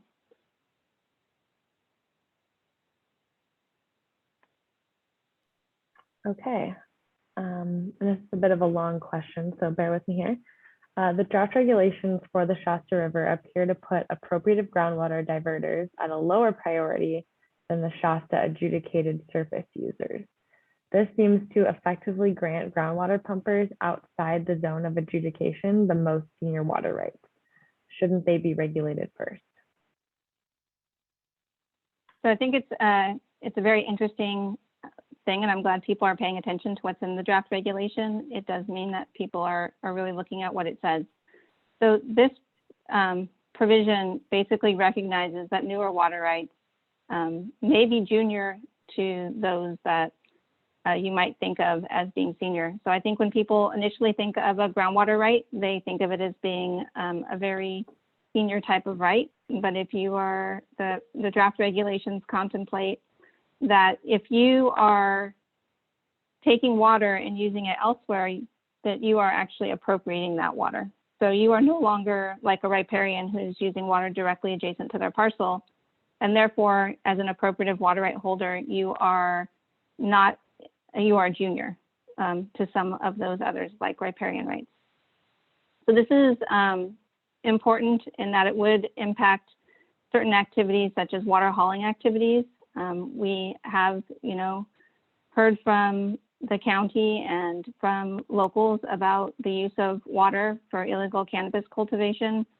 And so this would recognize that those groundwater appropriations that are taking place and aren't being used on overlying land would be junior to other surface water rights and could be curtailed in that order. So they would be curtailed prior to, let's say, a riparian water right in general. It's going to get into when that groundwater right actually went into effect and where that water is being used. Obviously, it doesn't apply to all groundwater rights. We're talking about a very specific type of right that has been put in use more recently and where that water is not being used adjacent to on the parcel where it's being withdrawn. And if any of my colleagues want to jump in and say anything more on that, I welcome them to do so.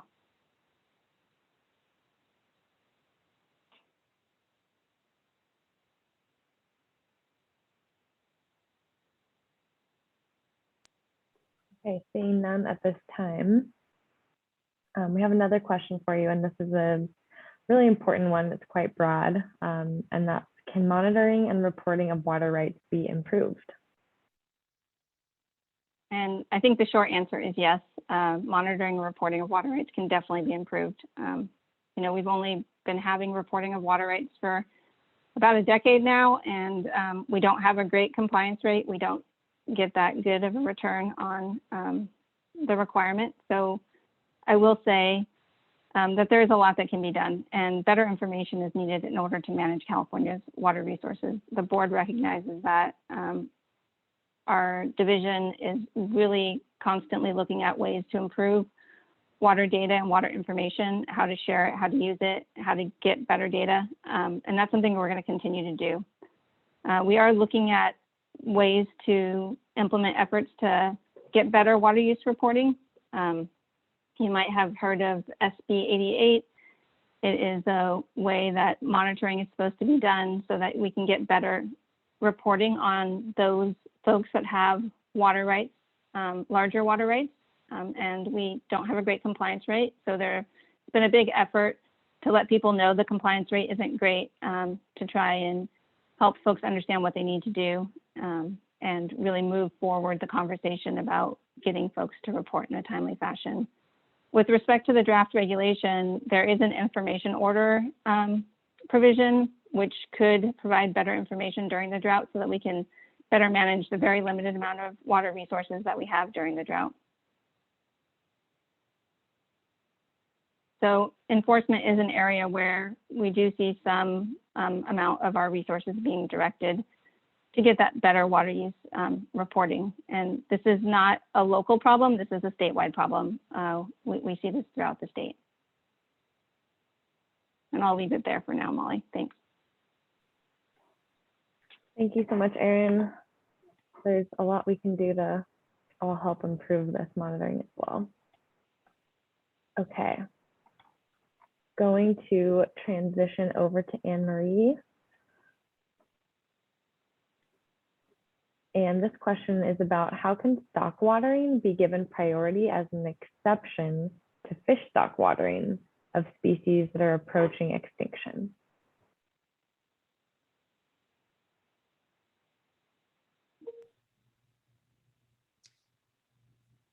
Yeah, is my mic working? Yes, it is. Yes. Great. So this regulation is all about providing water for fish during critical life stages. And we have carved out just a minimal portion of that for livestock in an area that relies very heavily on this industry. That seems like a reasonable approach to us, but if individuals have other views, please submit your comments to our email address. Thank you.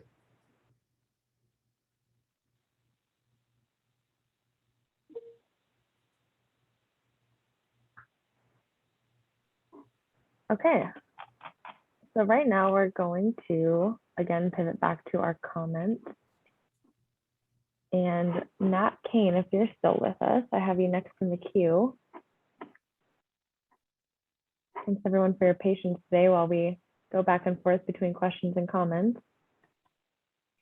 And you should get a notification to unmute. Good afternoon, everyone. My name is Nat Kane. I'm an executive director of Environmental Law Foundation, and we represent the Karuk tribe in our petition for emergency rulemaking.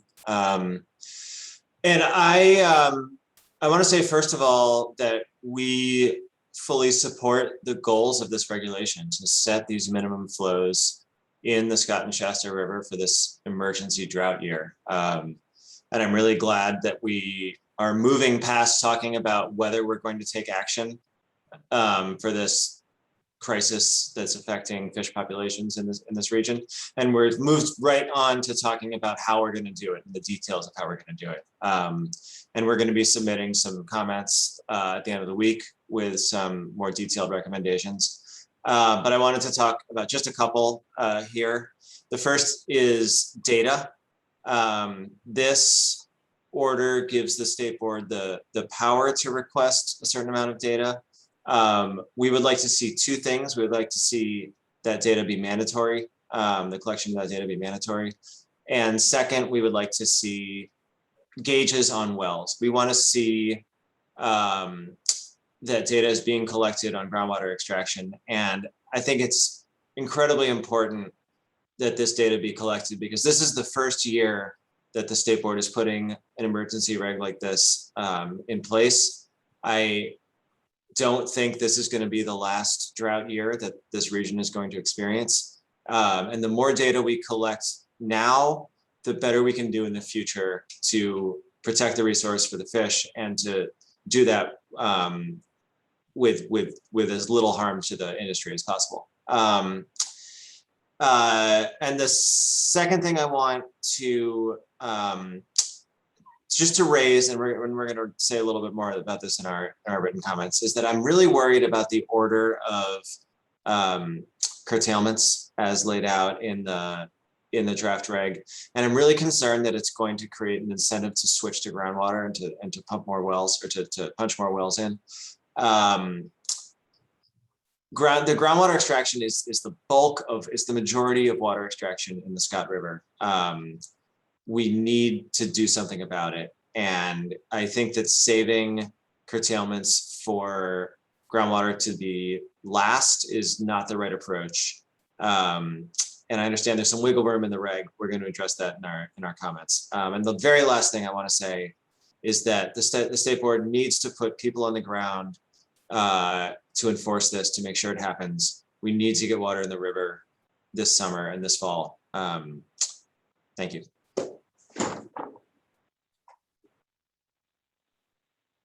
All right, thank you very much, Nat. Next up, we have Caitlin Kalua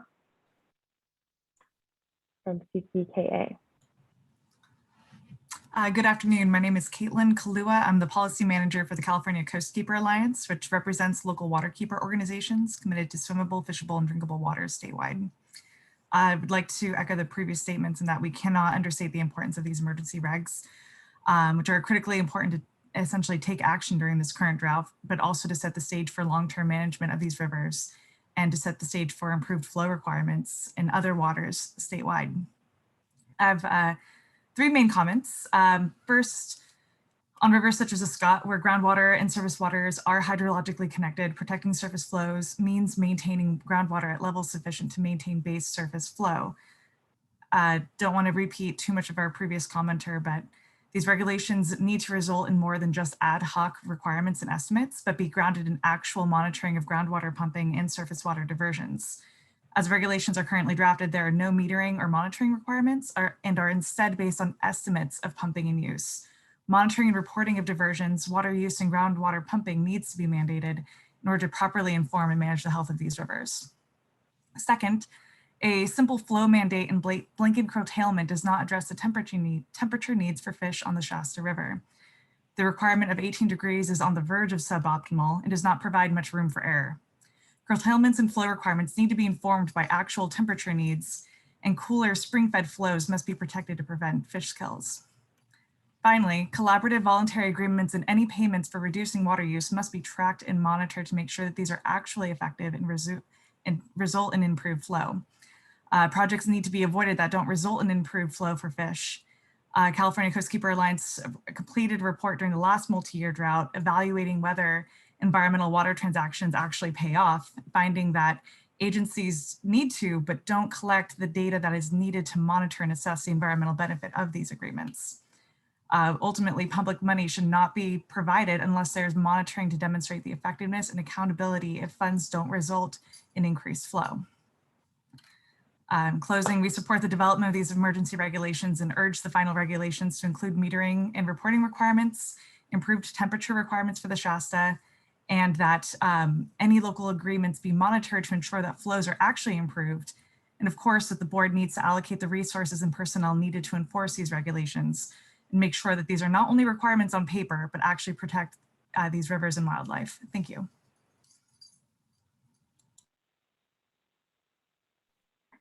Thank you, Caitlin.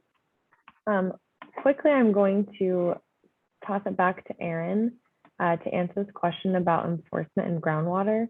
I feel like it's relevant to what the last two commenters have brought up. So the question is, who will enforce the curtailment orders for the appropriative groundwater users?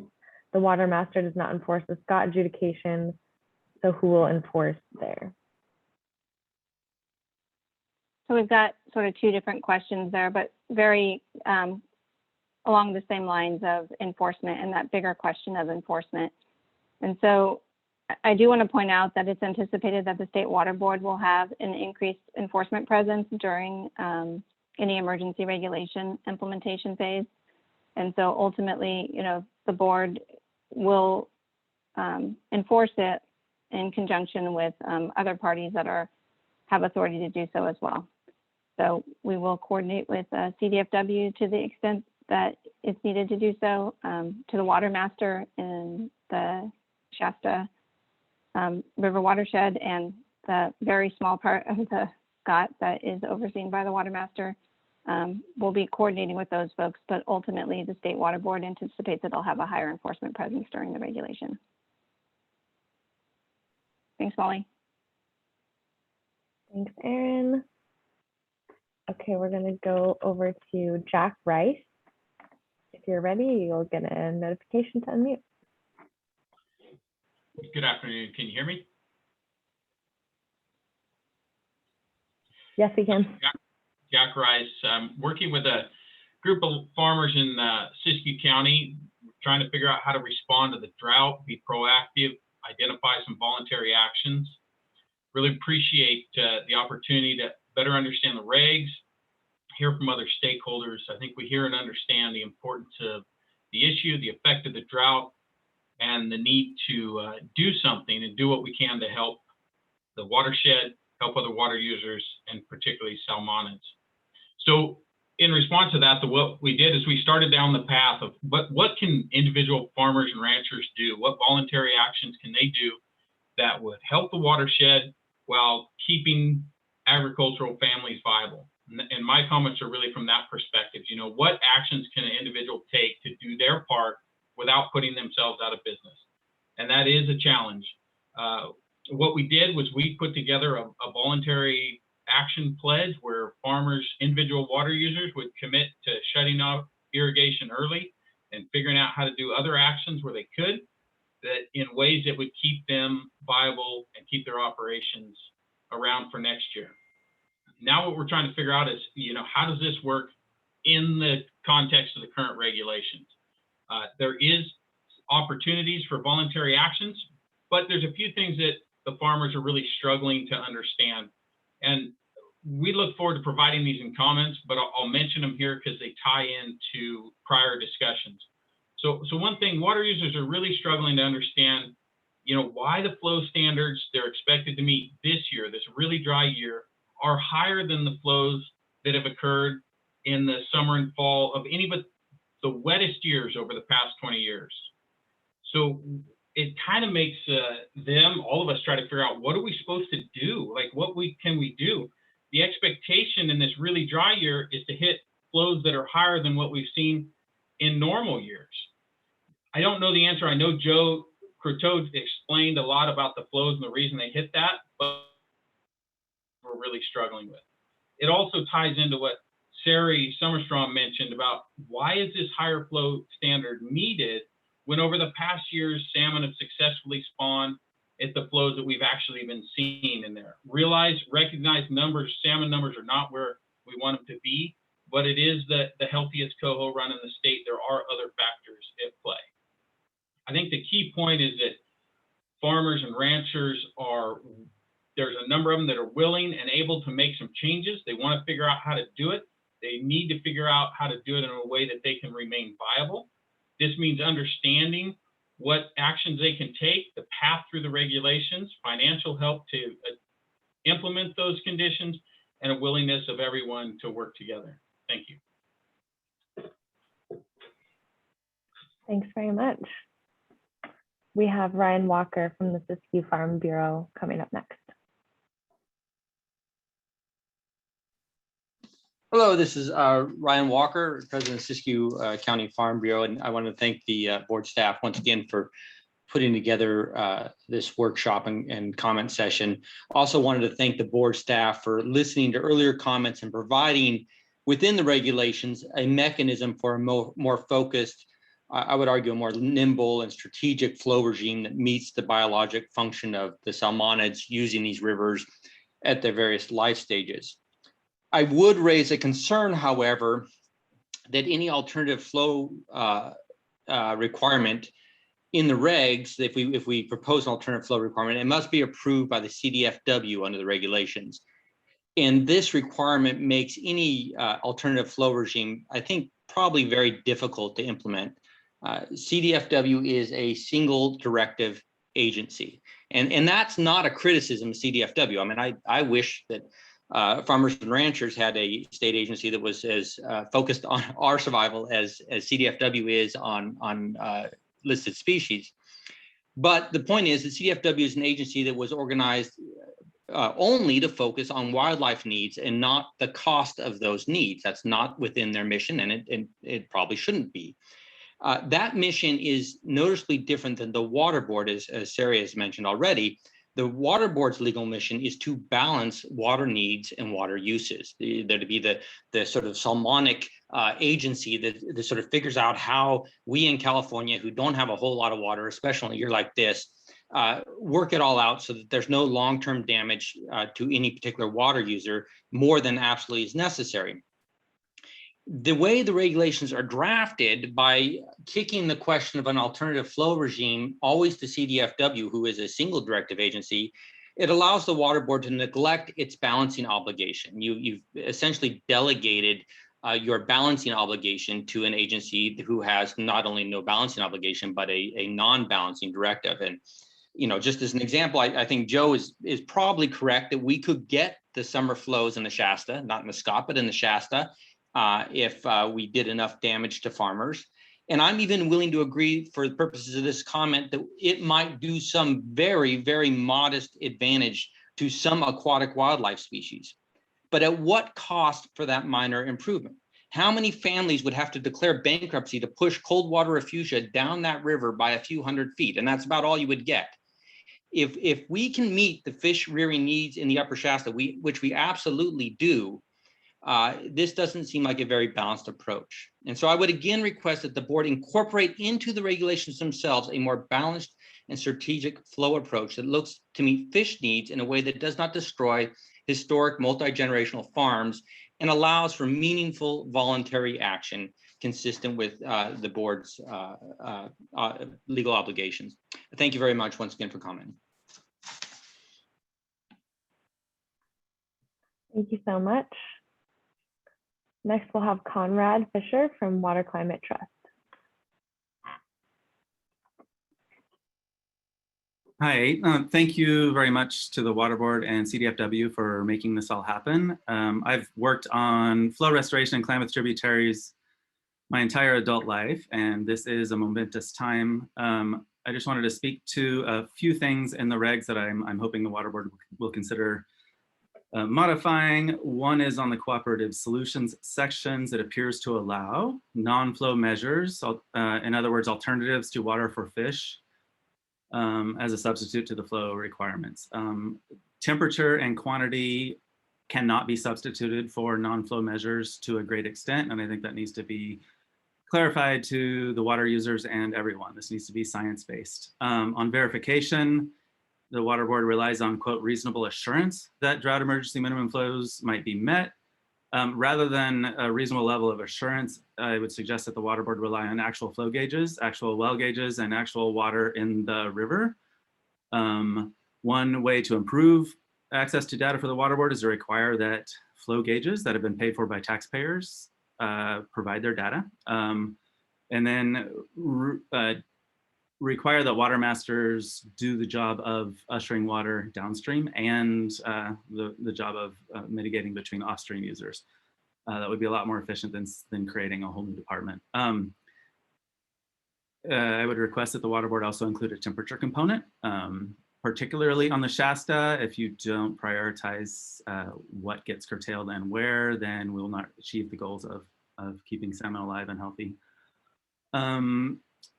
And I'm hoping the Water Board, I would encourage the Water Board to conduct this in a manner that does lay the groundwork for permanent in-stream flow requirements. I've been going to the Scott River most summers for the last 15 years. It is dry most of the time.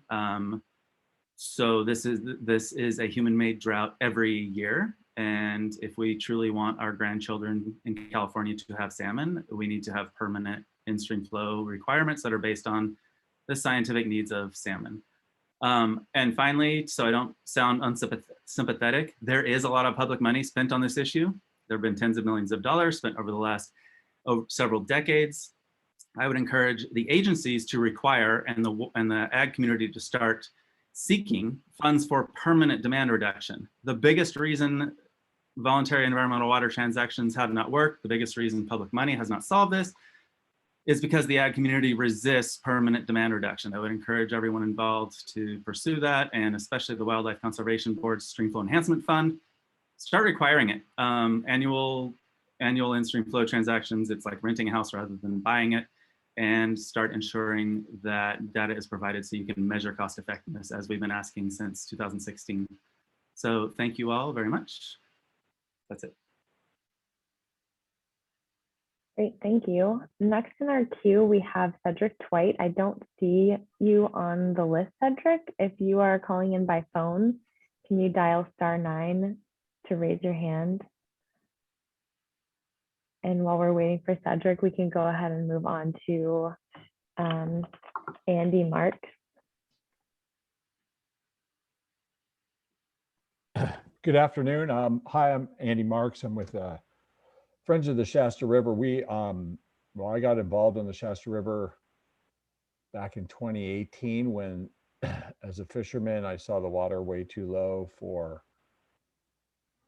my conscience to bear it any longer. I had to get involved, and our mission is to increase the quantity and quality of water in the river. And we would not have to be here. We would not need to exist if voluntary actions and collaborative measures actually worked, at least in the current balance of power. And I think that I applaud Fish and Wildlife for identifying that this year is one that has really impacted the potential resilience of the Shasta River and its base spring flows that have been way too compromised. That water, it's a violation of the public trust, in my opinion, that the water that comes out of the ground is essentially ruined for the purposes of fish within maybe a mile of its source, probably much less. I think that this regulatory action by the Water Board is based on sound science. Fish and Wildlife has the information they need. It was, I thought, interesting that Mr. Croteau really hit the mark in terms of the availability of water to meet the recommendation. We looked at the same data, the same hydrographs. I think the Wairika gauge is the place to go because we've seen it year after year that by the time it reaches the mouth, there's no water left. The Montague gauge, even 20 at the Montague gauge isn't enough, but by the time it reaches Wairika, Memorial Day this year, you couldn't take your family down to the Shasta River and enjoy a day along the river. Fuck wood. There's 3 cubic feet per second rolling by. That's like 3 basketballs floating by. That's a river that's part of the public's resource. And I think everybody gets to enjoy it. The fish get to enjoy it. It's time to share the river amongst all users. And I value the ranching history of Siskiyou County, but there needs to be a sharing. It's an unfortunate consequence of an adjudication that was made when fish weren't a concern. And I think that maybe volunteerism in the future will work now that they know that the state is willing to take a role in terms of the public trust and make sure the fish have water too. Thank you.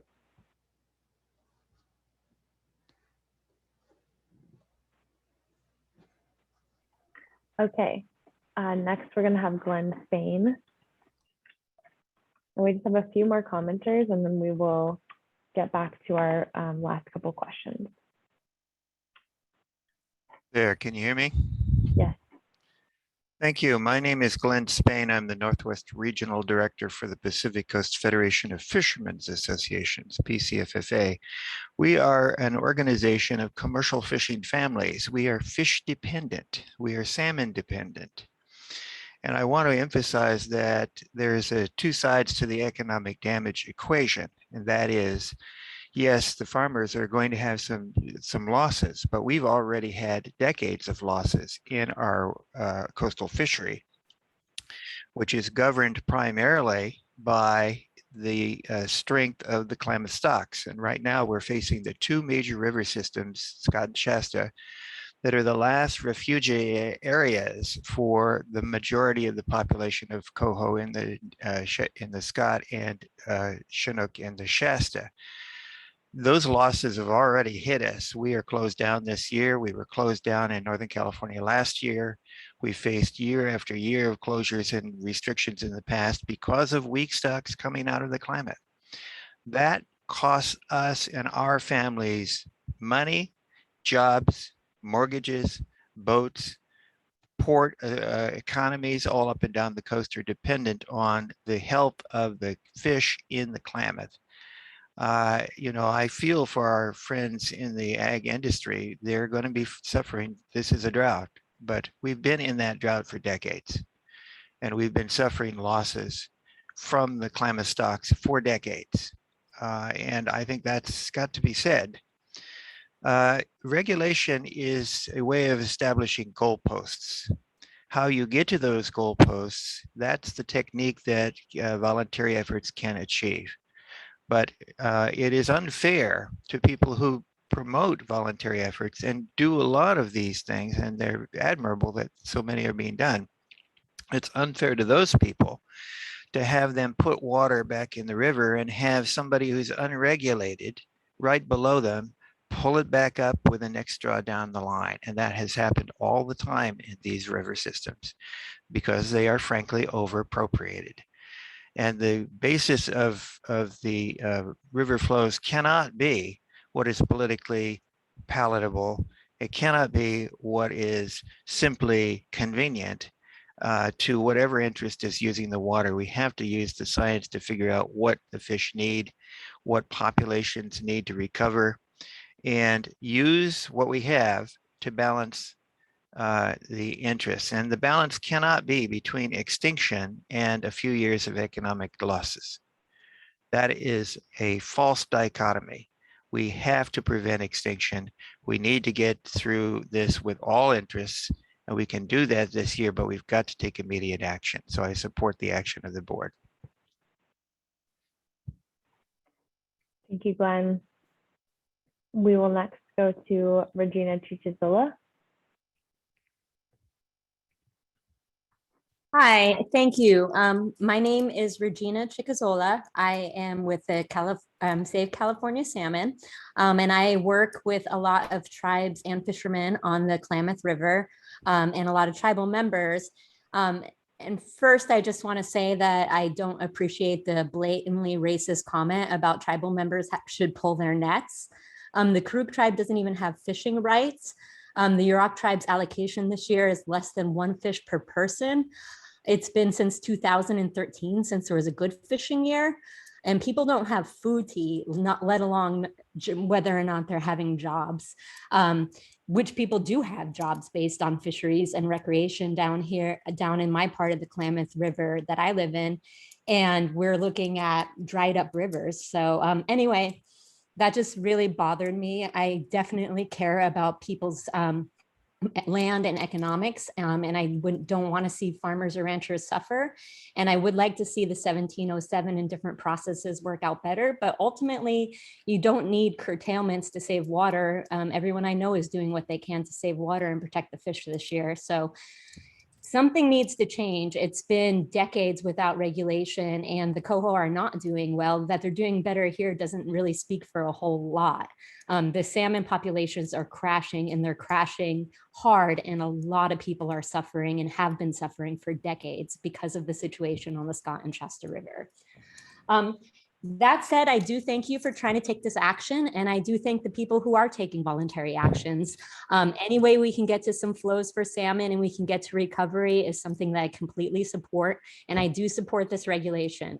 I do not support curtailments that are only based on junior and senior water rights. However, there is a lot of unreasonable use happening. There are cold water sources that are being used for things like flood irrigation and for ranches.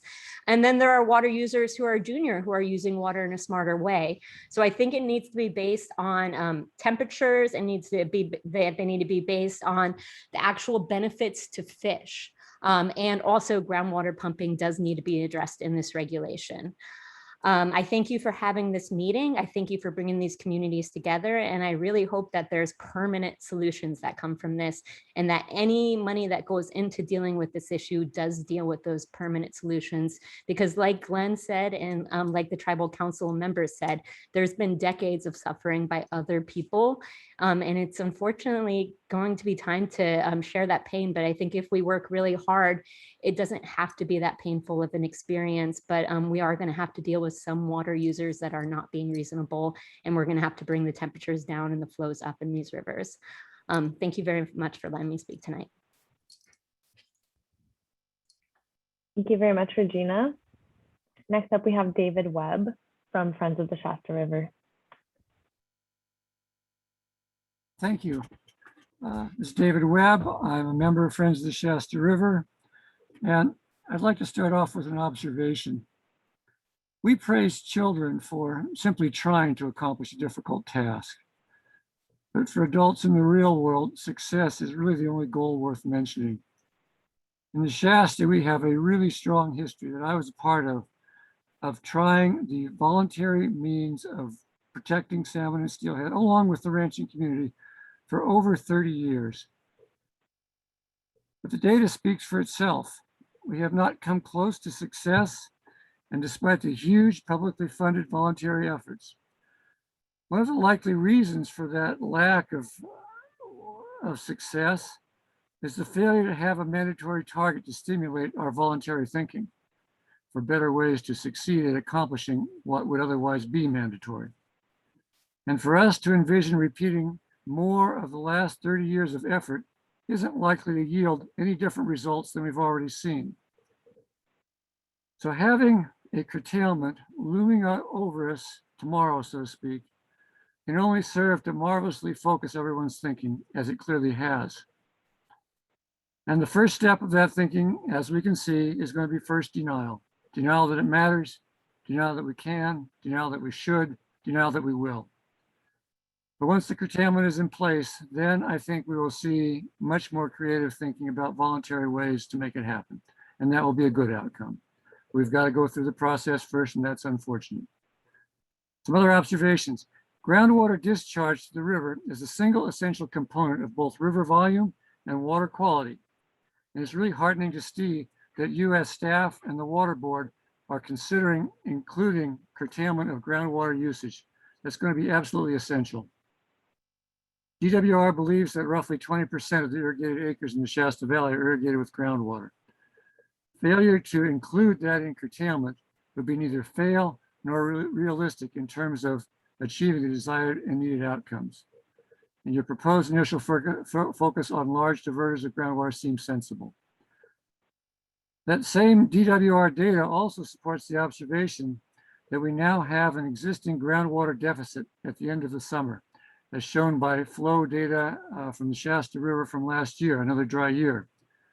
And it's going to take roughly a month for that groundwater deficit to be refilled, either from a losing stretch of the river or from groundwater coming in from the glaciers on Mount Shasta. And that says that any efforts, be they voluntary or mandatory, need to be in place and working by the 1st of August. And that's not much time. And I'll call that a challenge to those envisioning voluntary efforts. Your first step is going to have to be to begin the groundwater rebuilding process within a week and a half. Thank you.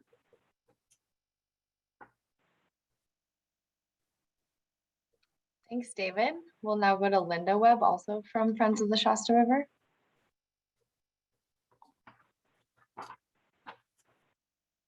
Hi, I'm Linda Webb, and I'm a person who has enjoyed swimming in the Shasta River for decades. My views are much more simple than my husband, who studies the science. I like a beautiful river with fish in it and water in it. And when Theodora, the ranching lady, said, what kind of place will we be living in if we have to give all the water to the fish so that the ranchers are having economic trouble? I want to ask everyone, what kind of place will we be living in if we kill all the rivers and all the fish, the wild fish in the rivers, the salmon that everyone loves to eat? I don't much want to have our beautiful county with no actual rivers with water in it here. And I would like to also note that in this drought, everyone, all of us, gardeners, homeowners, well owners, even just people that are on city water, we're all taking a hit from the drought. Some of us a pretty large economic hit, not just the ranchers.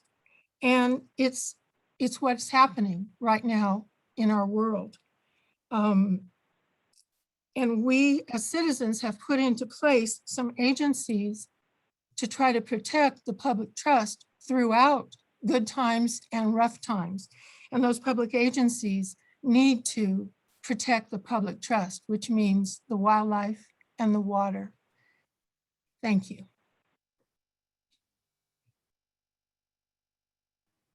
Great, and now we're going to have our final comment of the day from Crystal Robinson. Can you hear me? Yes, we can. Okay, thanks. My name is Crystal Robinson. I'm the Environmental Director for the Quartz Valley Indian Reservation.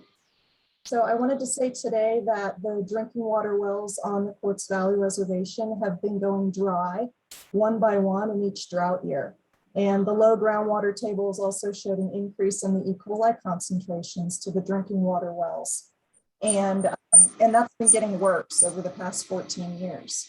Anecdotally, I was talking to a tribal council member the other day, and she showed me blisters on her feet from walking 4 miles during her annual June float this year. And she said it's never happened in her full 40 years of participating. Fish cannot access the reservation as they once could because the mouth of Shackleford is frequently dry during migration due to the lowering of the water table. This is not how it used to be, and I'm repeatedly told this by tribal members. One of the biggest issues in the Scott River is the lack of a water master and the overallocation of the water rights in the adjudications. The 3 adjudications and the drafted drought regulations are complex for the average person, and there needs to be oversight and enforcement to implement the final drought regulations effectively. Groundwater appears to be given the most senior priority, and that's already been said. I just wanted to support that. In regards to the flows proposed, the USGS flow gauge is being proposed as a compliance point, and I think that's great. This is the bottleneck of Scott Valley. It's the most appropriate place for managing flows for migrating fish. It's the point with the most scientific data support, and it has the largest period of record anywhere in the basin. I think it's also appropriate to include additional gauges and tributaries with large salmonid populations such as Shackelford and French Creek. Any other locations or flows proposed must definitely be vetted by the scientific community, and I just wanted to support that comment that was made earlier. Thank you. Okay, so that wraps up our commenters. Thank you to everyone who participated today.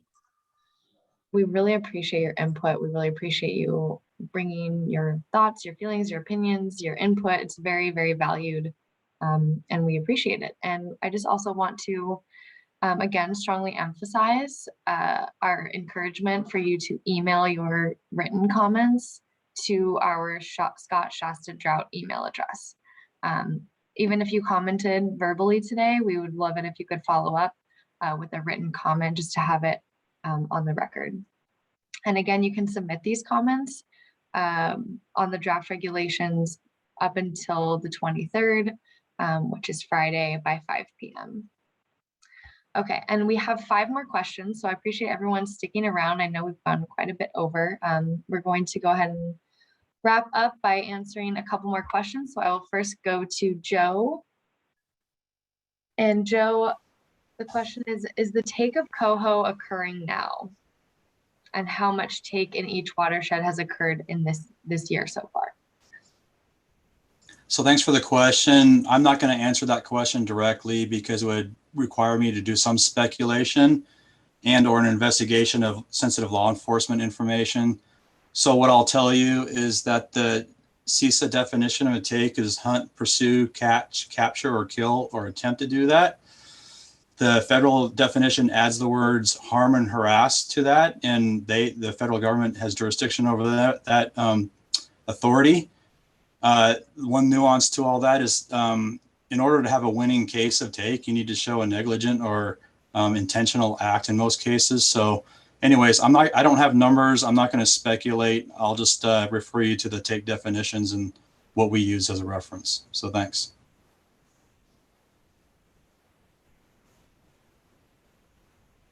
That's it for me. Great, thank you, Joe. Anne Marie, this next question is for you. Where would one access the list of ranchers and farmers who benefit from / use the water from the Klamath or Shasta and Scott watersheds? Yeah, so we have an electronic water rights information management system that tracks water rights, and there are multiple ways to search this database, divided between, I would say, a conventional database function and a GIS function. I'm going to put the website address in the chat right now. And I will also say that there is a help center and a phone number to call if one needs assistance navigating the database, because it's complex. And I will end with that.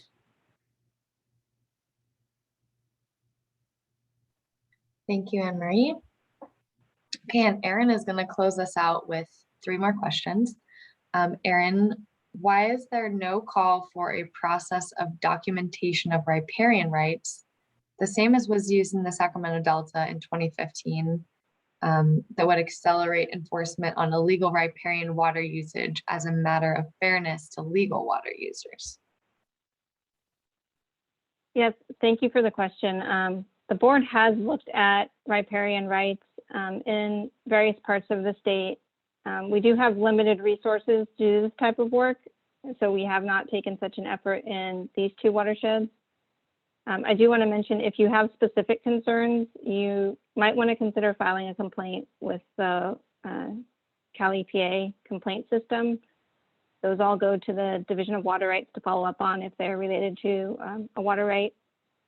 And so I would encourage folks to do that if they have something specific they would like the water board to look at. Outside of that, we are looking at this in more detail in various parts of the state. So I think there's more to come on this topic, but we are limited. And we do recognize that this is an ongoing concern, especially I think I've heard about this in the Shasta watershed specifically. And we do have some investigations that are ongoing. Of course, I can't speak to that. I'm not an enforcement staff person, but I know that when we do receive complaints, we take them seriously and we do follow up on them.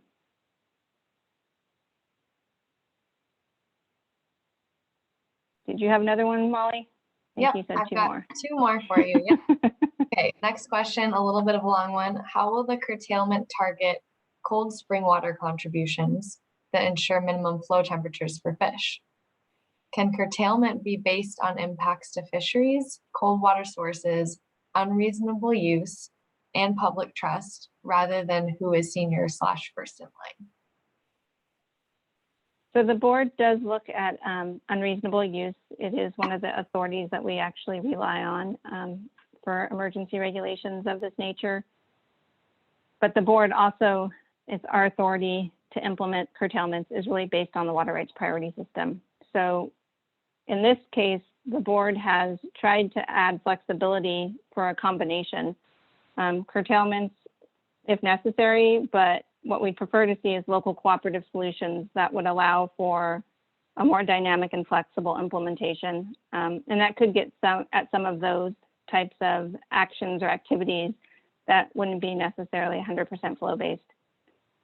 So that's where we really need landowner support to, enter into those local cooperative solutions at the local scale, the tributary scale, or watershed scale, of course, would be the best. So the reg is really looking at how can we combine both of those things together so we don't have to do sort of the draconian water rights priority system, which, has winners and losers and doesn't provide for the flexibility that can be achieved when people are working together at the local level. Great, thank you. And for our final question, is there a minimum diversion volume below which curtailments will not apply?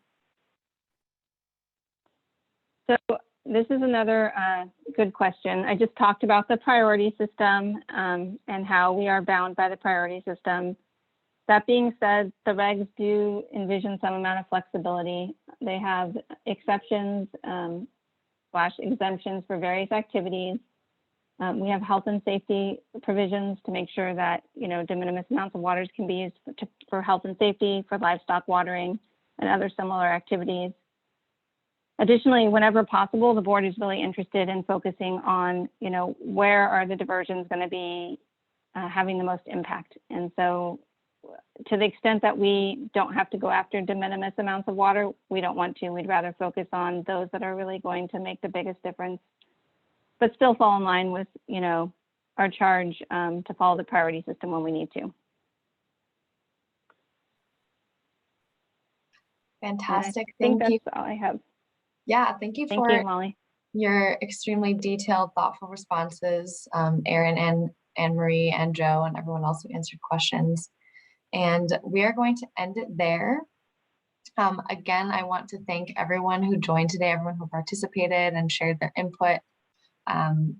Again, here's your information for submitting written comments, which you can do up until Friday. And thank you to everyone so much for being here. And we look forward to working with you more in the future.